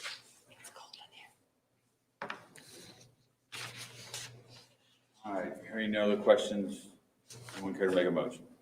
I have got some comments on the motion. I'm sorry. I think, I agree with the pastor. I think these prices are way too low. I would for discussion with my fellow commissioners, but I think number 1 should at least be $600. And I think number 2 should be $2,000. And that's only $2,600 to a lot. And if I did my math correctly, the lots are $60,000 to $80,000. It's a drop in the bucket to what they're charging for those lot prices. And I think those, I mean, my argument would be those late to the game, if you want to call it that way, they need to pay more for the roads and roundabouts that we need in order to bring them into the town. So I have no problem. I guess my one question would be to Bill or whoever's on the town. You know, how do we make certain that money stays for the roundabout, and how do we make certain that money stays for the widening of 10th Street or? So commenting on that, I'd like to ask a couple questions. Probably with Ryan Cannon's here. Ryan has done stuff with the town stuff. So Ryan, would you mind talking about infrastructure, roads, and address the question here? Is that fair? You guys okay with that? Oh, sure, yeah. The more information, the better. Yeah, so typically we can't just randomly charge a fee. We have to have a nexus to the actual charge of the fee. And so that amount of the fee actually came based on the percentage of traffic that they're adding and the cost to the project itself. So typically we have to treat everybody equally. We can't say in this case, you should pay a certain amount, in another case, you pay something. So this has been the normal practice of the town, that based on the amount of traffic that they're generating and based on the project that's needed, you take that and you divide it, and you actually then create what the actual contribution should be from the developer. So we can't just charge whatever we want to Mr. charge. McMillan, you're our attorney, correct, sir? I want to Yes. increase this to $600. And I want to make a motion to increase this to $600 and $2,000. Am I allowed to do that? Well, I wouldn't recommend it. As Ryan said, we have to have a rational nexus for these conditions. Ryan and town staff, as well as our engineers, have gone through the traffic studies and all the available data to come up with what that nexus is. So if we deviate from that standpoint, we're going to have to, I would advise you to Could we table. make a motion to have the town go back and look at those numbers again to see if there's some way they could modify their calculations to get it increased? Look at it again. Could we modify? We think this is way too low. We think it needs to be reviewed again and needs to be increased. And they need to find, we all know accounting ways to do different things. And they need to find an accounting way to get that up, because that's ridiculous in my mind, $200 and $642. That's ridiculous. You know, my thinking is I tend to trust people who are experts at their jobs, because they're experts at their jobs. And so if we have city employees, town employees who have figured out what this is, I mean, I have the same kind of instinctive, that just sounds really low. But if they've run the numbers and they have figured out this is what they need, I believe it is our job to trust what our city employees who have the skill set to do this, to come up with this number. And I would like to know, where did you come up with $600? Why not $300? Why not $750? I mean, it's an arbitrary number, and I am not comfortable with saying, let's just pick an arbitrary number. Right. Well, I did somewhat just on the basis of the percentage of the lot prices. Again, $60,000 lot prices, you're 0.5% of that lot price. Again, and maybe the commission, maybe we can just come back and say, how'd you come up with $198 and how'd you come up with $642? Are we allowed to ask that question and have them come and give us a report how they came up with those numbers? Yeah, that's in it was in, I didn't read it. petition. Yeah, I mean, it was in the staff report. There's You a want me to go read it memorandum. now? Okay. Yeah, there's a memorandum in the staff report that specifically states the calculation. If I can find it. Bill, is there any reason why we might want to reconsider, I mean, in anticipation of the growth that's happening and that 100 may need to, be widened at a certain point? I mean, is there any reason why the formula that was used to come up with this number might need to be reexamined? And I don't know if you're the person to ask that question. Well, I'm the planner. I hate to be a cop-out, but yeah, that's the director of public works and the town manager would make those are very high-level policy decisions that I'm. Ryan, can you kind of explain to us, before you became town manager, what did you do? Sure, I was the public works director for 18 years. So this has been the standard practice for the town for the last 20 years. There is another mechanism. If this mechanism isn't one that's desired by the Planning Commission, we have the ability to create what's called a road impact fee. And that study costs about $400,000, and we could do that study and we could establish a different number that we wanted to use.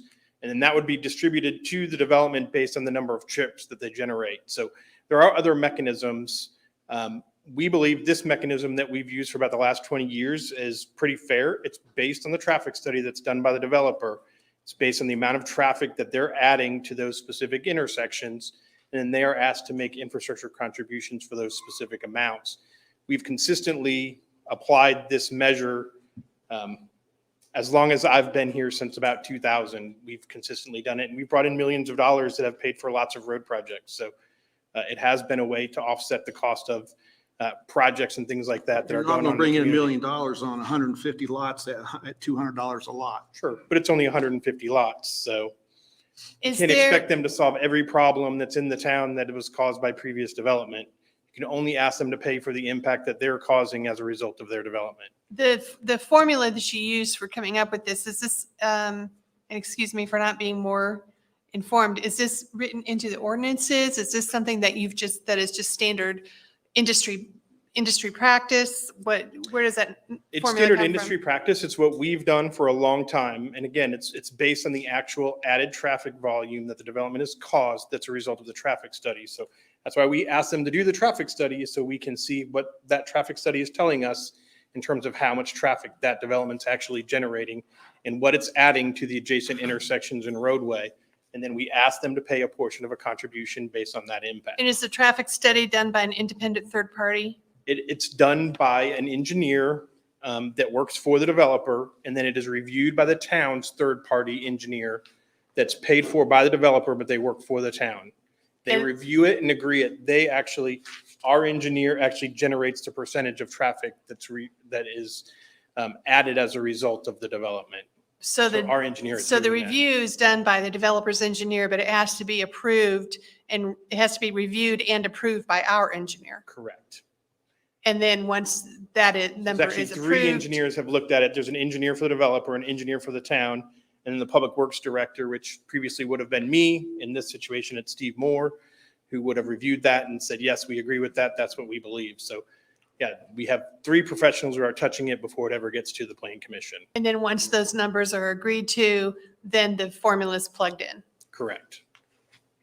And there's no range, this is kind of low.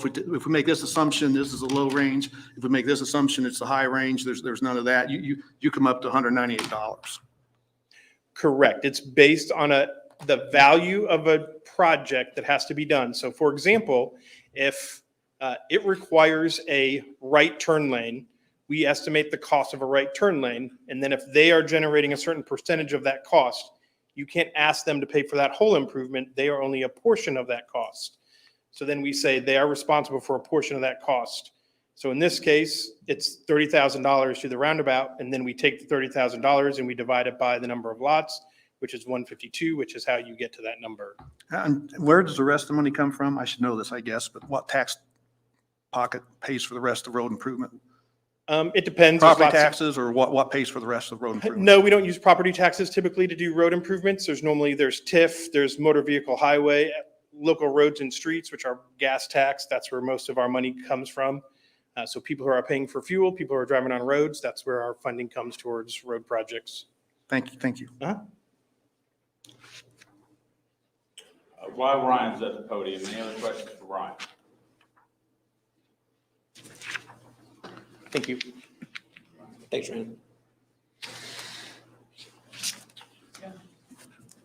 Other questions? Let me just provide share one of the clarification. We are required to expand 100 north to a 12-foot lane along here. If the town would like us to write them a check for that amount after your engineer, I think that's right, Ryan. Isn't it? You pay for that?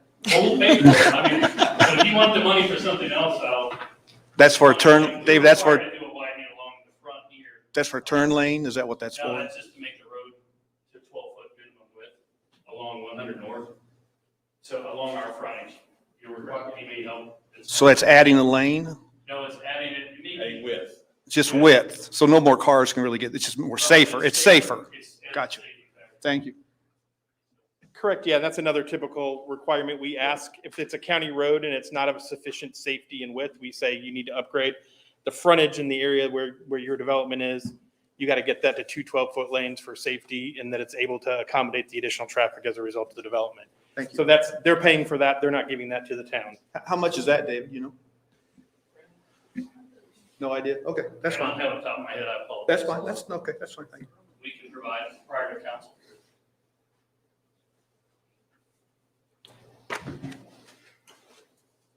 Mr. Ray, anything you want to throw in here? There's nothing I need to throw in, but I would just say if it's the appetite of the plan commission to change that number that we're talking about, then I would recommend a continuance. And then, as Ed said, maybe having staff come in at the next meeting with their updated studies and present on that. I'm not in favor of continuance. That government's too slow as it is, so we'll just take it as it is. Yeah, I would not see reinventing the wheel on this. Other questions for staff or petitioner?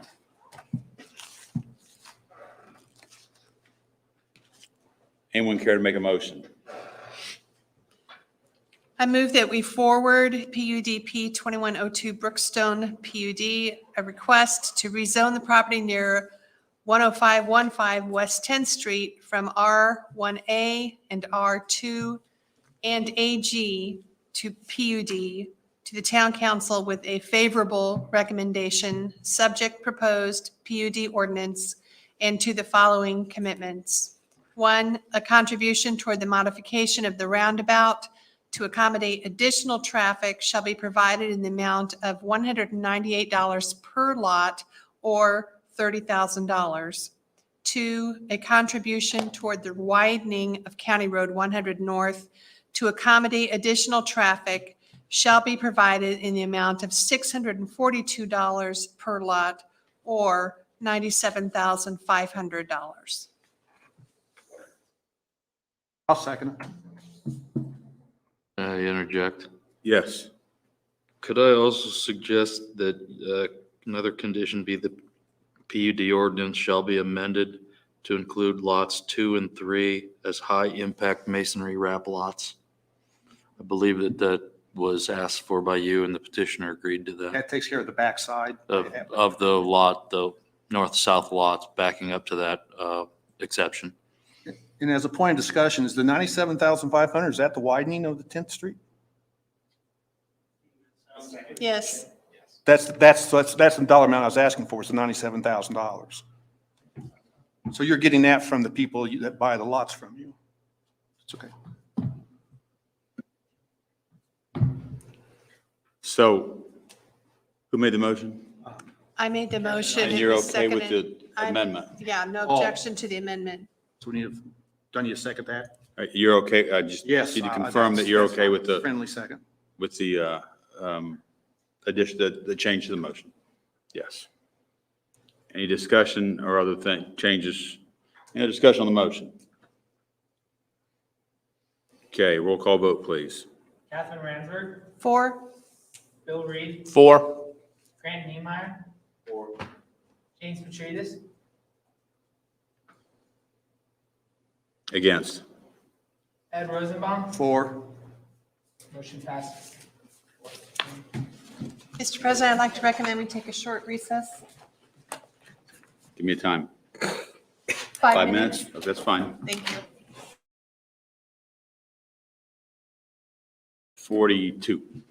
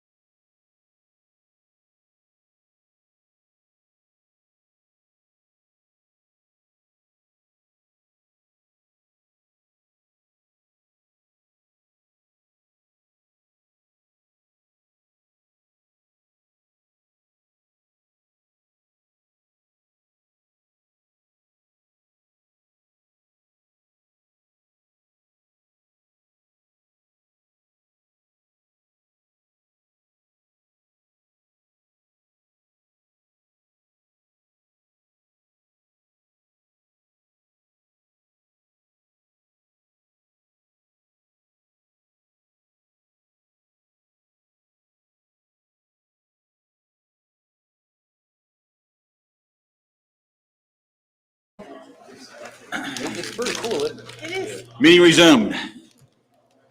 You may fall asleep though.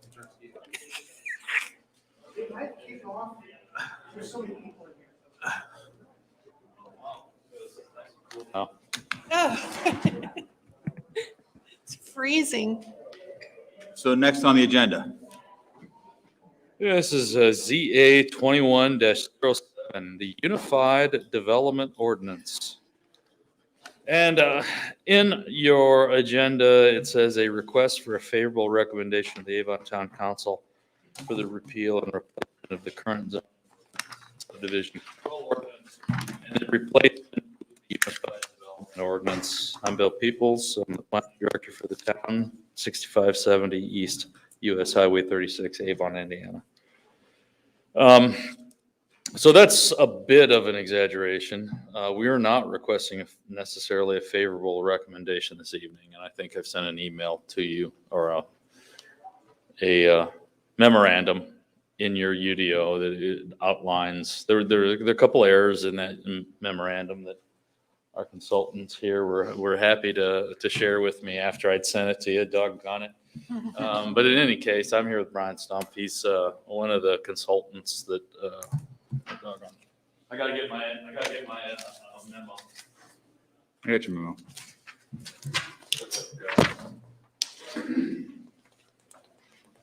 Oh, well. Here, Bill, this one? Bill? No, I had it online. But I'm all flummoxed now. In any case, what's coming before you is a unified development ordinance. So a couple years ago now, we started the process. You can switch to the next slide if it's going to work. The agenda for this is just sort of an introduction. Now I'm going to you can thank your stars because I'm only going to handle one or two of these things. The actual pro that's been doing this for two some years is going to actually do most of it for you. But we're going to do an introduction, sort of an update of the status of this petition and this project so far, an overview of what the proposed UDO has before you, concerns from the public draft, and as you're probably aware, we had a public draft about a year ago. The council had some significant reservations with the public draft, and they sort of tabled it for a while. And one of the tasks, yes. Can I briefly interrupt? Yes, of course. So before we get too carried away, Mm-hmm. we're going to have two public hearings. So we're going to have a presentation tonight. Right. Are we having a second presentation next month? I don't think we'll have a full-blown presentation next month. I think what we'll do right now tonight is give you a nice overview of the UDO. Of course, I forward the UDO to you in its current draft form so that you all can read it, mark it, do what you want with it. I also gave you a copy of the proposed land use, the proposed zoning map. What we will intend to do then, I intend next week to have a open house and to take any sort of comments and questions and other sorts of things between 5 and 7 on the 4th of October. I'll just have it right in here. I'll be available for any questions. I'll have draft copies of the ordinance and I'll take comments and questions. And then I would come to you if you give me feedback on what you like or don't like or what you would like to see changed with the ordinance. We'll make those changes and then we'll give you the heads up on what we got on October 4th from the open house, what we've heard in the intervening periods of time on the UDO. And then it's really the ball's in your court. Now, So for us tonight's a D&D. Right. All we're doing is distribution and digestion for us. That's right. Within a potential vote next month. That's the idea. After a draft or consideration and review of what's presented tonight with questions and comments and then the experts coming back with what we would like to see changed. Yeah. Well, before we go there. Okay. When we talked about other items earlier tonight on tonight's agenda, We had comments about a change to the comprehensive plan as ordinance is silent on certain items, including like PUD 21-02. Is that something that this is going to help address? No, this does not Nothing to do with any of that crap. This does So not start affect over. the comprehensive plan. Right. Other than. But they're it integrated, is- right? Yeah, the comprehensive plan did recommend the adoption, the comprehensive revision of the zoning and subdivision control ordinances. And so this is an attempt to get closer to that comprehensive plan vision with that. Now, Sorry. Thank yeah, you. I think, as you all are aware, if you've been on the plan commission for a while, planning is a cyclical activity. So we'll start with a comprehensive plan. We'll move to maybe sub-area plans or maybe transportation planning, capital improvements planning, and then we'll establish ordinances, development ordinances to institute and to implement those plans. And then, of course, we'll find through the implementation, the enforcement, the application of those ordinances, we will find that, hey, this really doesn't suit our needs. So we usually then will have to change the plan so that we have some sort of justification to modify the ordinances if we have to do that. So I would assume that we would go, the plan was adopted, now we've changed our ordinances, now we're going to go and say, okay, is the plan an adequate document or do we need to look at it again?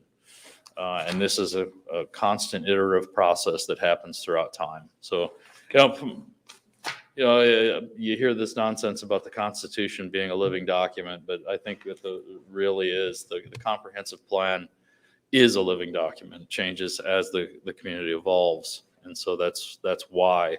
And these development ordinances change as the community evolves. And that's why we're here before you. This is the next evolution in the comprehensive plan, the next evolution in the unified, in the ordinances, development ordinances. I got this back. Let's see here. Hey. All right. So the status update. This is the steering committee. As you can tell, here's where we are. We've gone through the planning meetings, the public participation. We've conducted a survey. We did a rough draft that's been reviewed by the steering committee and by public input. And then we've done draft recommendations to the council. We then did an intermediate draft UDO. We did another round of public review and comment. We did a final UDO, and that's where it stalled a little bit. And I think it stalled because the council felt that their guidance was being ignored by the planning staff. I think that there was a frustration with the direction that the UDO took in its endpoint, that final draft UDO.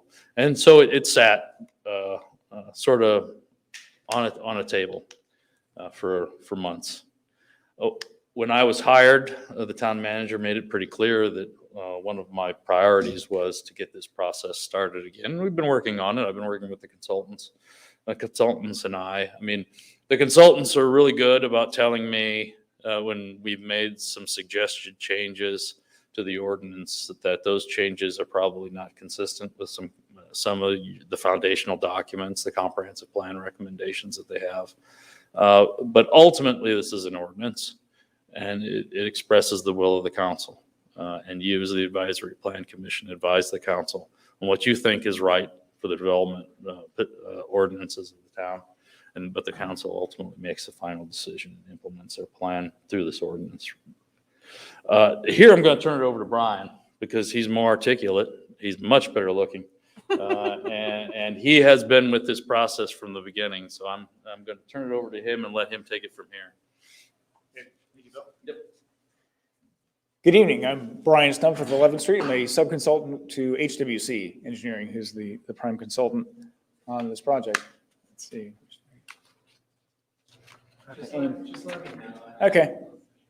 Okay, so just to kind of scoot back to where we got to tonight. So when we began the process, right now, as you are experiencing, there's a lot of disconnect in between your zoning ordinance and subdivision control ordinance.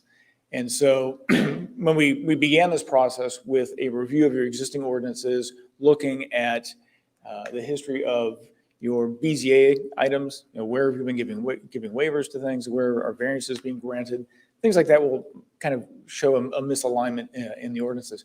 So in this analysis phase, we didn't begin out with it. We had no preconceived notions of what the final shape of the ordinance should be. But through that process, it became clear that a couple of key recommendations. One would be that we consolidate the development codes into a unified development ordinance, which is combining your zoning and subdivision control ordinance. And that just simplifies things right now. Right now, you've got a lot of conflict between those and then construction standards for the town and so forth.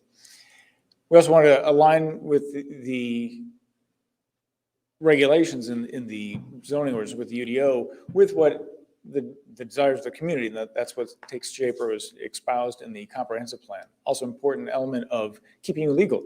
When you look at rezoning property, one of the very first things you have to pay reasonable regard to is the comprehensive plan. And as Bill noted, some of the things through this process, we've identified areas that you probably have to go back to the comp plan and provide a little more direction in what needs to happen, where the comp plan is mute. Also, it was very clear we want to support quality of development, and that it goes from not just the standards themselves for what gets built, but also the process that the approvals are granted and trying to get alignment. And so there's clear direction with development proposals in Avon. And finally, prepare for the future. We kind of joked through the process that all the easy sites are taken. I look at your petition tonight that was right before this presentation. I look at the GIS. What's going to happen to the 7.5 acres that are across the street that's surrounded by residential? Those are the types of things that will continue to happen here in the town. So the guiding principles for updating or creating the UDO was simplify the development, the documents. Again, pull them into one document that's easier to use, get rid of the contradictions between the different documents, simplify the process, and make it transparent so people understand what the process is, who's involved. Aligning with the comprehensive plan, again, a key yardstick on future development. Provide some better flexibility. Right now, we'll touch on that here just in a little bit, but one of the things is over and over again, we kept hearing, we keep getting all these requests for PUDs. Why is that? And so we're trying to integrate some of the development flexibility so that the goal was really to encourage that the development that comes before you is done as a straight rezone. And we're trying to save PUDs for those really either extraordinary like community projects that are identity building community projects, or things that are either constrained due to the configurations or constraints of the lot, or just a different product that doesn't fit. As good as we are, I will guarantee that we cannot anticipate every future land use that's going to happen in the next 20 years. Because when I think I've seen them all, somebody will come to us with a really odd land use. It's a platypus of a land use. You're like, okay, that's a PUD. And then optimizing development. Again, looking at the sites in the future. So with the public draft that was out last year, really I would say overall it was well received. The concerns came into 3 different areas, all residential densities, residential lot size, and residential architectural standards. And we'll kind of my focus here will be on these particular changes that were made to the ordinance, because this is really where the biggest changes came in the ordinance. First, I want to talk about how we regulate density, because I think one thing there was confusion on, or at least I did not make clear enough last year, was that how we're regulating density and what we're proposing in the UDO. Currently, your zoning ordinance regulates simply by minimum lot size. Lot has to be 15,000 square feet, no smaller. That's how you're regulating density. It doesn't provide much flexibility.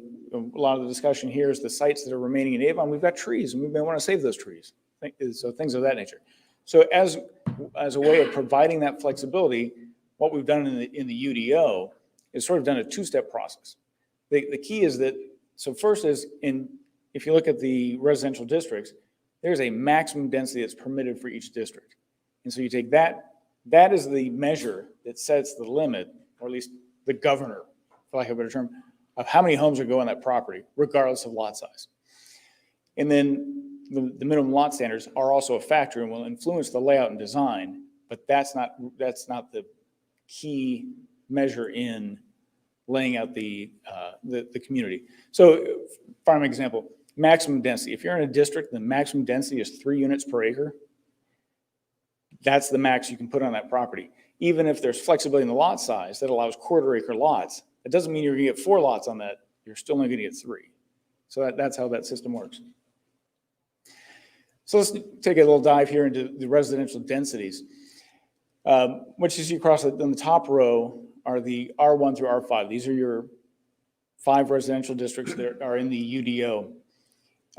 What we've done in the current ordinance, your current R1, R1A, and R2 are sort of being consolidated into the R1, into the new R1.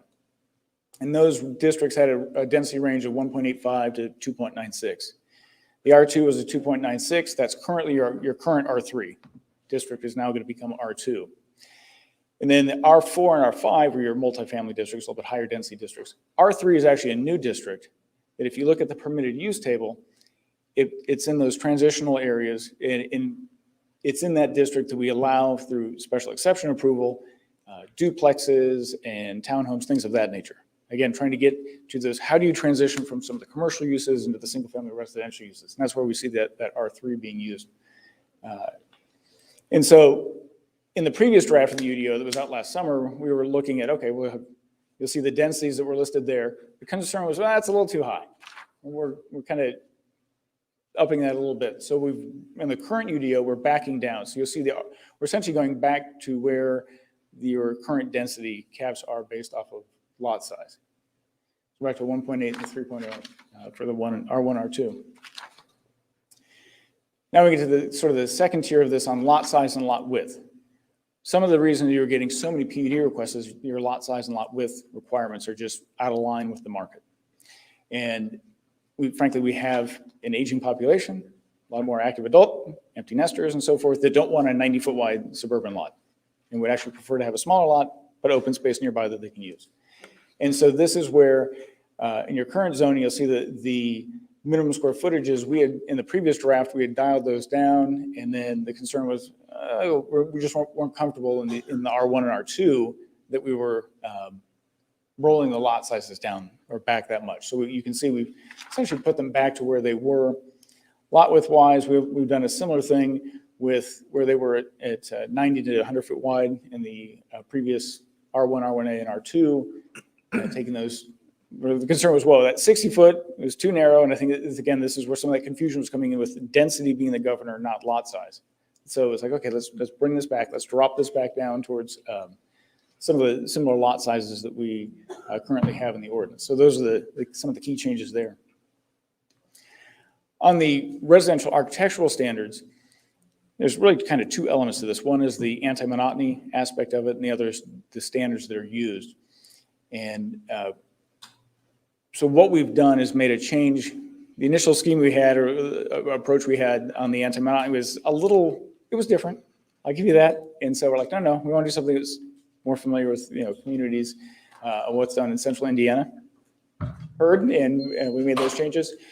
Also, what we've done is created for the architectural standards sort of 2 different sets of standards. One is your base architectural standards that apply to all single family homes, and the second is voluntary enhanced architectural standards that would be there to provide some flexibility in those lot sizes and things, and that we'll go into those here in just a second. So on the base architectural standards, those look at every home, what they need to provide. So if you're just going to come into Avon and build a single family home, we're establishing window requirements as far as how many windows need to be on each side of the home, a masonry wrap that's on the first floor, roof overhangs, building articulation. There's got to be some interest. You can't just do a blank box. And then looking at window trim and then on corner lots, that the side of the house that's facing the street also has some detail. Again, we're not trying to avoid just blank empty walls on corner lots. And so on the anti-monotony standards, we're looking at you can't use the same facade on adjacent properties, and that nor the same color palette, and then 2 lots away you can't use the same color scheme. So it's forcing that variety that comes out with the various standards there. So the previous slide on the base, that was all stuff that is just mandatory. Now here on the enhanced architectural standards, the desire of the town is, okay, how do we encourage a higher level of architectural design in the neighborhoods? And one of that, so the first elements are very similar. You'll see one of the big changes, two things. Number one, vinyl siding is prohibited. That was one of the trade-offs for the enhanced standards. The other is that you'll see that we don't have the requirement for the brick wainscot or brick on this one. We've taken that away on the enhanced architectural side to begin to provide a wider palette. Because when you require, ironically, it sounds good to require brick on all the facades, but then there's a certain monotony that comes out when you require 50% of every elevation to have that. You're forcing this monotony that is actually contrary to what you're trying to achieve. So the focus here is on standards and those design elements. And then we talked specifically in the bottom three rows here, front facades, corner lots, side elevations, and perimeter lots. So where lots back up to an existing public street, things that need to be done to the home to provide variety to the home through the different design features. And so for front elevations, it's 12 design features. Corner lots, you're looking at 6, and then for perimeter lots, we're looking at 8. Those are on table 7.3. You can find that in your ordinance. So on table 7.3, it's a 2-page table. It looks at 47 different design elements that they have, and it breaks it down by different categories: building massing, windows, architectural detailing, exterior materials, and so forth. And so we require a mix of features from those different categories to create that higher level of architecture. Go ahead. So why would you do that? You know, why go to a higher level of architecture? Well, one of the things we're doing here is in the enhanced architectural requirements, providing two things: a little more density, because it does cost more to do the additional design. And then, so we're allowing that by a slight uptick in the density with the districts that you see here on the table. And then also flexibility in lot size and lot width. So again, density is your governor of how many homes are going to go on that property. But by relaxing the lot size and lot width, you have better variety on how those homes are arranged on the property. And so that's the trade-off and the kind of the carrot to do the architectural standards, the enhanced architectural standards. And again, the focus is really on the fronts of the buildings, the side on corner lots, and then the backs on the perimeter street. So we're not dealing, so often there's a lot of attention given to the front of the building, but we also want to address the back of the building against public streets so that there's variety there and it's not just the same elevation over and over again. In design, as you've dealt with tonight, design is very difficult to put into law and regulate. And so that's why flexibility is one of the elements that's important. You'll notice in the design standards, we intentionally stayed away from trying to put specific numbers as far as a percentage of brick or so forth. So like the brick wainscot, that goes up to the minimum height is the bottom of the window on the first floor. So that way, Bill and Ian aren't stuck doing lots of calculations of, oh, look, it needs to be 25% brick, and we're coming up at 23% brick. And then you start getting brick being put in weird spots that doesn't belong. And so, like, okay, let's follow some design principles here. But even with that, there's elements that you need flexibility. And so the architectural standards are actually in the subdivision portion of the UDO. And what that allows, it allows the plan commission to provide a waiver to the architectural requirements when the primary plat's being done. So developer comes in, they've got their, through the zoning, got their character of how things are going to be built. But if there's a floor plan or there's an elevation they want to do, but it doesn't meet the letter of the law, but it meets the intent, the plan commission is able to provide a waiver for that during their plat approval that gets that elevation done. Yeah, go ahead. And so this is the chart you're looking for, Bill. So we have our public hearing tonight. Bill's got an open house on October 4th here at 5 p.m. And then we'll be back at the October meeting. And if we get a recommendation at that meeting, then we'll go to the town council. We'll have a couple of meetings at town council, November 18th and December 2nd is what we're anticipating. And then if anything, this is where the football goes back and forth. If the council has any changes, it comes back to the plan commission. for essentially your comments and ratification of those changes, then back to the council on the 13th. And then we, at this point, we're looking at an effective date of the UDO to be February 1st of next year. So that's kind of macro sense where the process is. Should be noted, we are not, wedded to this timescale. Yeah. So we have a zoning ordinance, we have a subdivision control ordinance we've administered for several years. This is an important document, and one that you guys need to get right, I guess. And we'll help you as much as we can to do that. I think that you've got a good document in front of you. Is it perfect? No.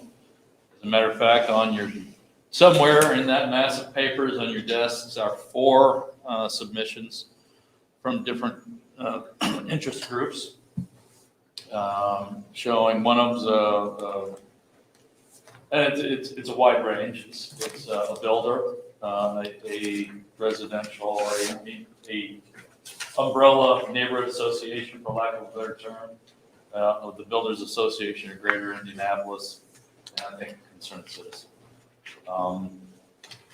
Expressing the weaknesses that they have in the ordinance. You have a copy of that.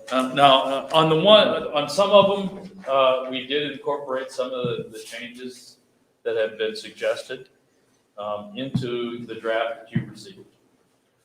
So we took the guidance that we received from the council, we incorporated that in the draft, and then on a couple of these we did. I tend on these, when we get these, I will usually respond and say, okay, I understand this one. I don't think this one's appropriate. For instance, one of the individuals advocated a complete abolition of vinyl siding in the town, period. End of story. No one can build vinyl siding ever again in the town. And I don't believe that that's the appropriate course of action in the town. Now, that's me. So that was not incorporated, but some of them were. I mean, we did incorporate some of those comments. So as you're going through those 4, for all intents and purposes, remonstrance letters, we've incorporated some of those changes. Some of them are so vague I couldn't.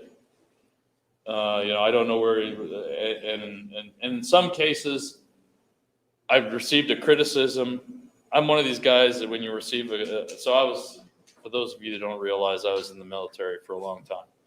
And in the military, when you criticize somebody, you can't just criticize somebody. You've got to say, and this is how I think we need to do it. So if you say, I don't think this is right, you also then have to turn around and say, and this is the way we should do it. So in some cases, when I've received criticisms, I've returned and said, I don't know what you mean by this, or, okay, I understand. What's your solution? And I'm waiting to get back the solution on those cases. I think later on, maybe in a subsequent, I will share the responses back to you so you can see what my responses were. But what I wanted to do on this, when I handed out the information from the 4 inputs that we've got so far, was just to show you this is what the community is saying. And it's a good sample from different perspectives. So you're getting from those 4 responses that we've gotten back so far, responses from the development community, responses from a community, from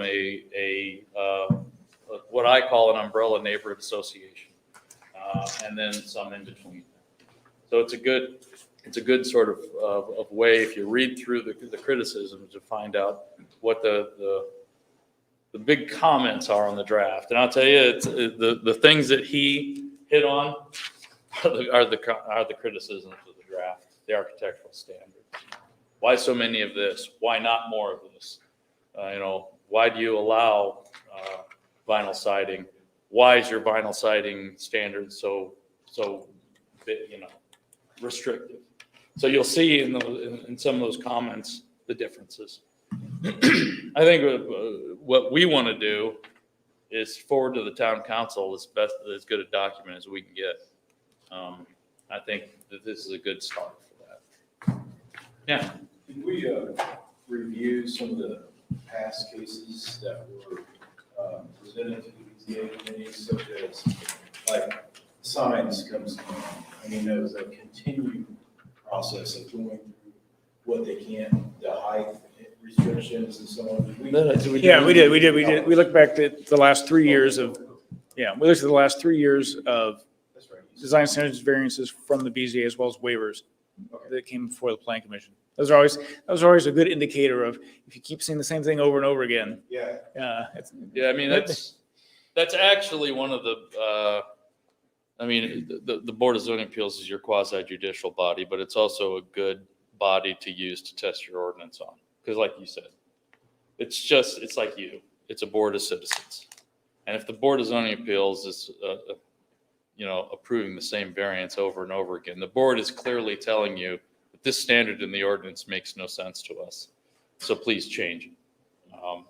And it's always good to get the board's input and then take it. Because if you don't take it, they'll just approve those variances again. So is the zoning board they're not looking at this, they're not part of the I process? did not give the BZA the UDO, no, because, you're the decision. Okay. You're the advisory body to the town council on the UDO. Okay. The BZA is going to admit it. Now, here's the way it generally works. The first couple years of a new ordinance like this, the BZA is going to really cinch down, and they're going to require development to cleave really close to the zoning ordinance. But once you got a couple years in, they'll start testing the ordinance for themselves. But that's been my experience anyway, that a Board of Zoning Appeals, like I keep bringing the same town into consideration, but in Greenwood, we adopted a brand new sign code. And for the express reason that the BZA was approving sign code variance after sign. In fact, the BZA was 60% of the caseload to the BZA were sign code variances. So we updated the sign code. That and Gilbert came out. So we had to update the sign code. And the sign variances dropped to nearly nothing for about 2 or 3 years. But then slowly but surely, they found the weaknesses in the ordinance and they started testing. So the BZA is a good body to use to test your ordinance. But as far as going to the BZA and asking them for their input, I haven't. It's honestly not really their job. And I'm not really convinced that the Board of Zoning Appeals would take the time to go through this document and give us, and I could be wrong, but I don't think that the BZA, they got lives just like you all do. The unfortunate thing is this is your job. That's what they said. I do have a question. You said that the 3 top things had to do with residential, but what were you hearing in terms of commercial ordinance problems and complaints? Not much, really. Yeah, and part of that is that what we've actually did with the commercial aspect of the standards is the commercial standards that you had in your overlays, we essentially applied those across the entire town. And so we upped the commercial standards, but we've not had any comments on that.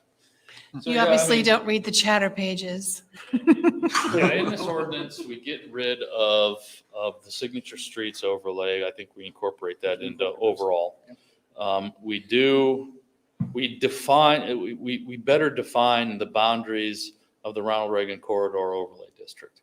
So in the current ordinance, it's this sort of weirdo, it's essentially the boundaries of the Ronald Reagan Corridor plan that the county did way back when.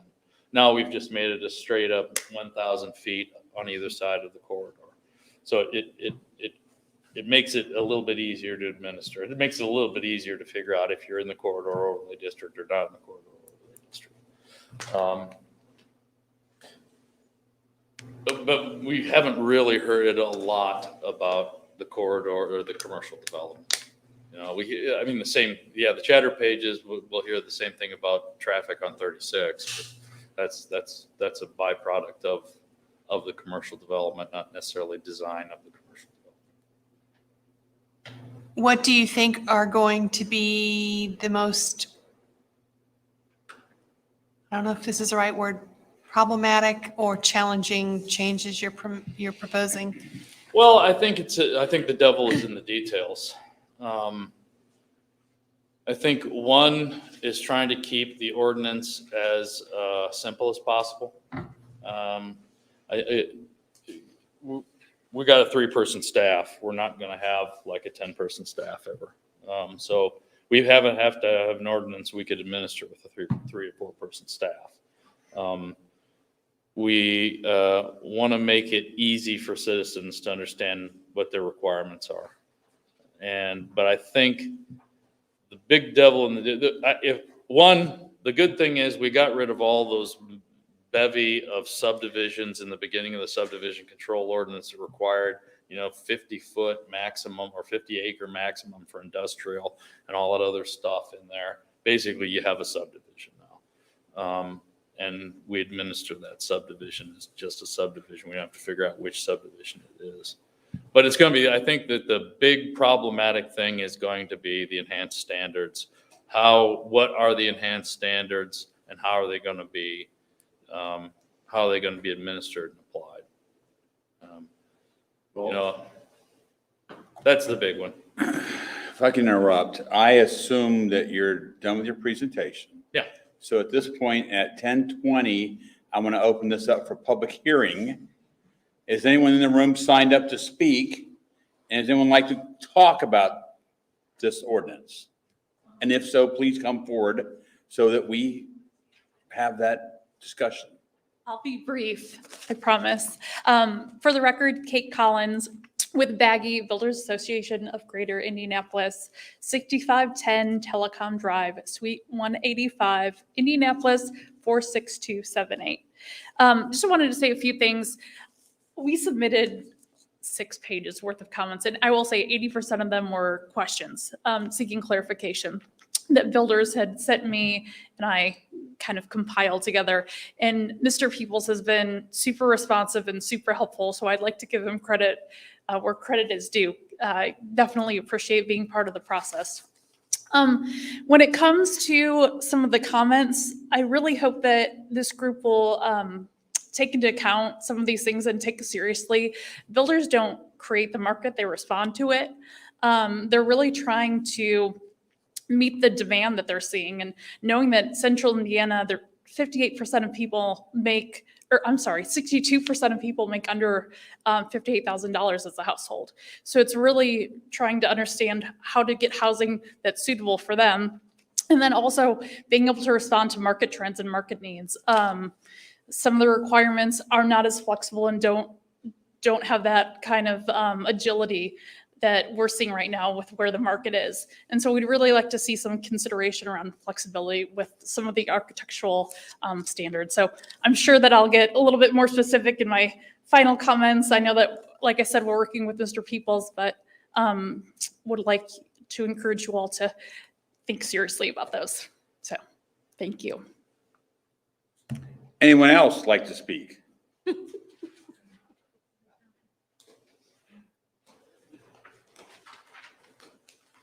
Hello, John Lazaro, J.R. Lazaro Builders, 8459 Kingston Street, Avon 46123. I was part of the UDO steering committee from the get-go, and having read the draft that's in front of you, saw quite a few issues in there that brought concern. So, for example, the architectural requirements in there, I can't build what I normally build right now at those standards. So I think these standards are pretty much aimed towards production builders, and in turn, it's going to, I think I'm the only custom builder in town, but it's going to impact what we do also. So I just think there's a little more thought that needs to be put into this.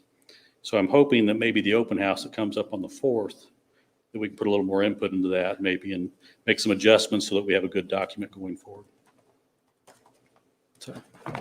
You're saying as a custom builder, you can't follow the regulations that are in here? I can follow the regulations, but what I build right now doesn't meet the standards. As a custom builder? Yes. Why? I don't understand. Well, I build mostly brick homes, for example. Well, then you meet the standards. I mean, you exceed the standards. Because I don't have if I want to put a siding porch on a house for architectural reasons, it doesn't necessarily meet the standards from what I'm reading here, from what I understand. It might be interpretation. The windows are supposed to be trimmed. We don't trim windows on a brick home. I have to have 2 windows on each side of the house. I might only have 1 because it's a bathroom over there. Or a glass block, for example. It could be glass block, could be a window, but I mean, I might only have 1 window on the side of the house. But then that's the waiver, that's the waiver process then, right? He'd have to come in and give a waiver. Yeah. So I'm just seeing those issues that are popping up in here on the basic requirements. So it doesn't take into account the different products that are out there, products being homes, and covering all the bases. And you can't cover all the bases. Yeah, I was going to say, that's impossible. Yeah, you can't to do. cover all the bases. I mean, I guess that's the purpose of the waiver. So I don't know how much a hassle waiver is for you to do, but Also, the thing to keep in mind is that the UDO is designed with the idea that the overwhelming majority, probably high 90 percentile of homes are being built within a planned neighborhood as opposed to a custom home on a large acreage lot or something like that, or even in a smaller lot. But But I have 2 neighborhoods in Avon. of all custom homes, and your point is? My point is, I'm going to have to come in for waivers to build the custom homes that my customers want. Which adds cost. And that's different from what it is now in the last 20 years that you've been building? This new I've thing's never different had to ask for a waiver. because you met all the criteria in the old plan? Well, there wasn't really criteria that came forward and said, your house has to do this. But I thought they just said this was more flexible and less stringent and more, From gave you a more room to do what you want to do. From a Bigger palette. From a subdivision control ordinance standpoint, yes. Gives you flexibility on the lots, the developments, and so on. So there might be less PUDs that come through because the ordinance actually addresses a lot of the reasons they ask for PUDs. Well, I don't know how much in the weeds we want to get into this, but man, I certainly want custom homes to feel like they're supported here in Avon, so. Well, I'm just saying that this kind of, I like I said, I'd have to ask for a waiver to build. So what I'm building right now. what's Carmel doing and with? I'm going Oh, I to don't do what Mr. Peoples recommended and say, present us with a solution. Well, that's what I want to do. Yeah. I mean, that's why I came forward because like I said, I was on the steering committee and it was great interaction. We were going down that path and all of a sudden the brakes got put on. And then I see this document, it's like, well, it's kind of what we talked about, but not really. Well, there. if you've got something that you think would work within the UDO, since you're the custom builder who is most on the front lines of it, present it to us. Did you read your stuff? I think we have an email from him, don't we? That's true, we do have an email. So and to be But I honest didn't with you, see I it haven't till read it this in evening. detail. I've I not- will. I've not read your email because I didn't see it till this evening. They just got it tonight, so they got, Yeah. you got, they got. I read it. I'm just saying, I don't want to say anything about anybody else, but I read it, so I just. But he's better than the rest of us, so. And I could That's throw, why he sits on the throne. and I could throw you pictures of like four houses that we built right now in the reserve at Shiloh Creek. And they don't meet the criteria. And they're custom $500,000 homes.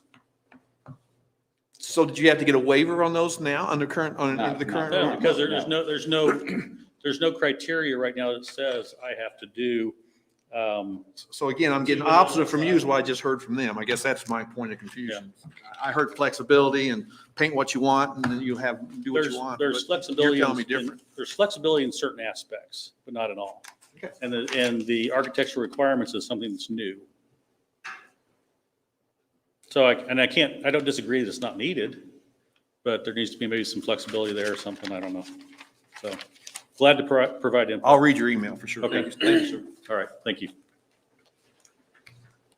Anyone else?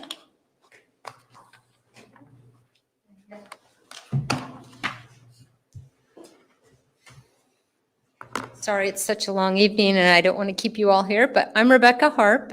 I live at 434 London Lane over here in Avon. I too served on the steering committee with John.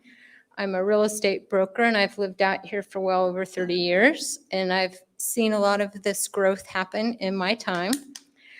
I guess I want to point out that since you guys weren't all privy to our meetings, as a steering committee, we did put out a survey, and I just was asking what the town's population is. There's like 21,000 people in our community, but I believe we had less than 1,000 respondents on our survey. And our surveys, one question was basically asking the people, have you ever used this document? 99 point something say no. So the feedback we got at the driving force for all of this architectural stuff and everything, it's not coming from the people who are out here in the business or even the businesses that are moving to Avon. It's coming from a group of residents who started an organization because they really didn't want something to happen to the field in their backyard. And I appreciate the concern for wanting to make the homes have more architectural character and not all look the same and all of that. But like John says, we also don't want to overregulate to be a community where people don't want to bring their business and don't want to come, So there's a fine line between understanding what the people who use this document need and just balancing with the community's desire. So I just am hopeful that we're not putting on our blinders to what the businesses and the people who are trying to do business in our community are wanting. So, and I don't know if anybody has any questions for me, but I certainly appreciate having the opportunity to speak. So thank you. Anyone else care to speak?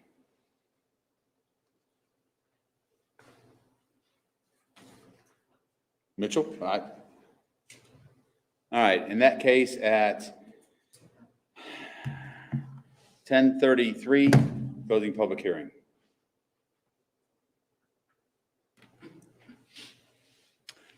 Other questions, comments, presentations, D&D? No, what I'm asking you to do is continue this case for 1 month, the regular meeting, so that we can do a open house. We'll come back to you with hopefully Mr. Lazaro will come to that open house and he and I can hash through these architectural standards so custom home builders can build in Avon. And then we'll come back to you with what we got so far. And like I said, we're not wedded to a schedule we've shown on there. We want you to get the best document you can possibly get, and we want the town council to get the document they want.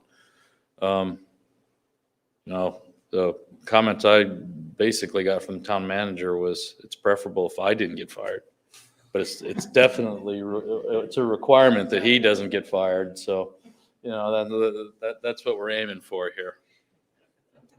How have you publicized the open house? How did you get the word? We did do a press release on the open house. We'll do another one this week. We also did a press release on the ordinance. We've set it up on the website so that people can download both the ordinance and the zoning map. We distributed it to anybody that asked for it. We distributed it to a few people that didn't ask for it, at least the 7 people sitting in this room anyway.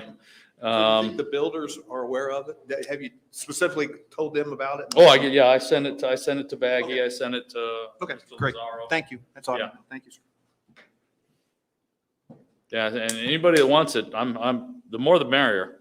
I mean, this is a document. Well, the current ordinance was early 2000s, I think. The original zoning ordinance is 1996.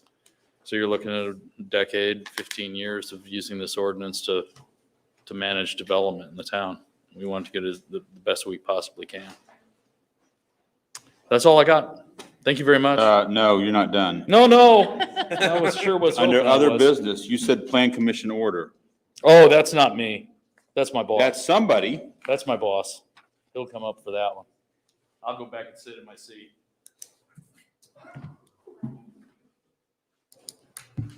You would need just a motion to table that tonight. I'm sorry? If you would like to table it, you would need a motion I and a move we second. table it. We table the plan commission order item. Not the plan commission order, I'd say continue the unified development ordinance. I move we table the Unified Development Ordinance. Yeah, the plan commission order that's coming up is kind of vital. Withdrawn. So I can't sign this yet either. The plan commission order? Yeah. Yeah. Ryan's here for that. I'm sorry. So do you need a second on her motion? to I'll continue? second. Okay, thank you.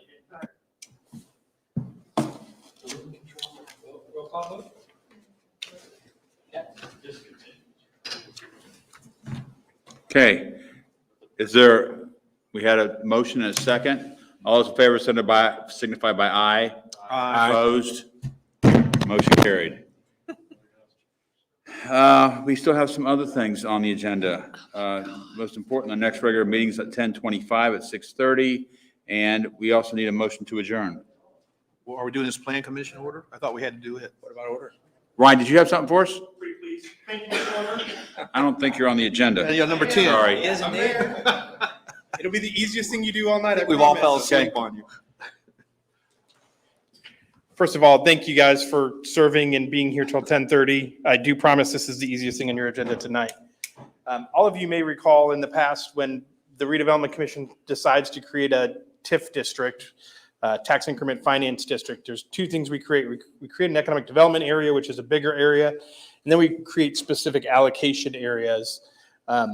And so in this occasion, what is before you tonight is to actually create a specific allocation area for the Avon Logistics Park. So all of you should be very familiar with the Avon Logistics Park. It's the industrial park on County Road 100 South. The Plan Commission approved up to like 6 million square feet of industrial building there. We are proposing a developer purchase bond, meaning the developer will buy a bond and we will pledge the TIF from that allocation area specifically to pay back the bond for the developer. This is an economic development tool that we use. So your role in this, the Redevelopment Commission has started the process of creating this specific allocation area just for Avon Logistics Park. It was already in an existing allocation area. It was already in an existing TIF. We're just creating a smaller area that we can capture that increment to use to pay back the developer purchase bond. The only role that you have is to identify that this area is an area where you expect economic development and growth to occur. And you guys basically did that by approving a PUD on that Avon Logistics Park. But this is a checks and balance. The Plan Commission has to approve that it makes sense and it's an area where you recognize development in the future. And then your recommendation actually goes to the town council and then it goes back to the Redevelopment Commission.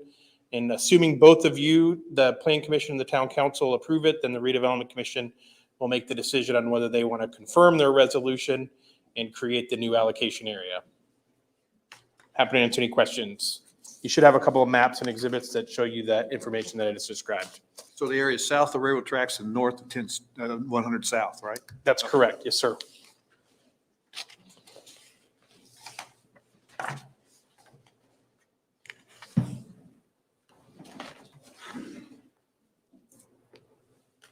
Any drawbacks? Positives, minuses, Mr. Ray? Absolutely zero. It's already in an allocation area, so it's all your. You're saying you want to pass this. Is that what you're telling me? I'm telling you, it's the easiest thing you're gonna do all day, Jim. You just gotta do it. So do you need a motion? It's not the easiest thing, but we'll say that. So there's a motion to pass this. Yeah, I guess. Can you describe the motion? We don't have the motion in front of us, right? What should we say is our motion? I'll so say after you say it. Order of the Avon Plan Commission determining that a resolution amending the declaratory resolution and plan approved and adopted by the Avon Redevelopment Commission conforms to the comprehensive plan and approving said resolution and plan. I move as so stated. I will second. Okay. Mr. Ray, is that appropriate? Yes, I'm comfortable with that. Thank you. Any discussion on the motion? All those in favor, we need a roll call vote for this? Catherine Reinberg. 4. Bill Reed. 4. Grant Niemeyer. 4. James Petritas. I'm not sure. 4. Ed Rosenbaum. 4. Motion passes. Thank you very much. Good job tonight. I appreciate your time. Thank you, Ryan.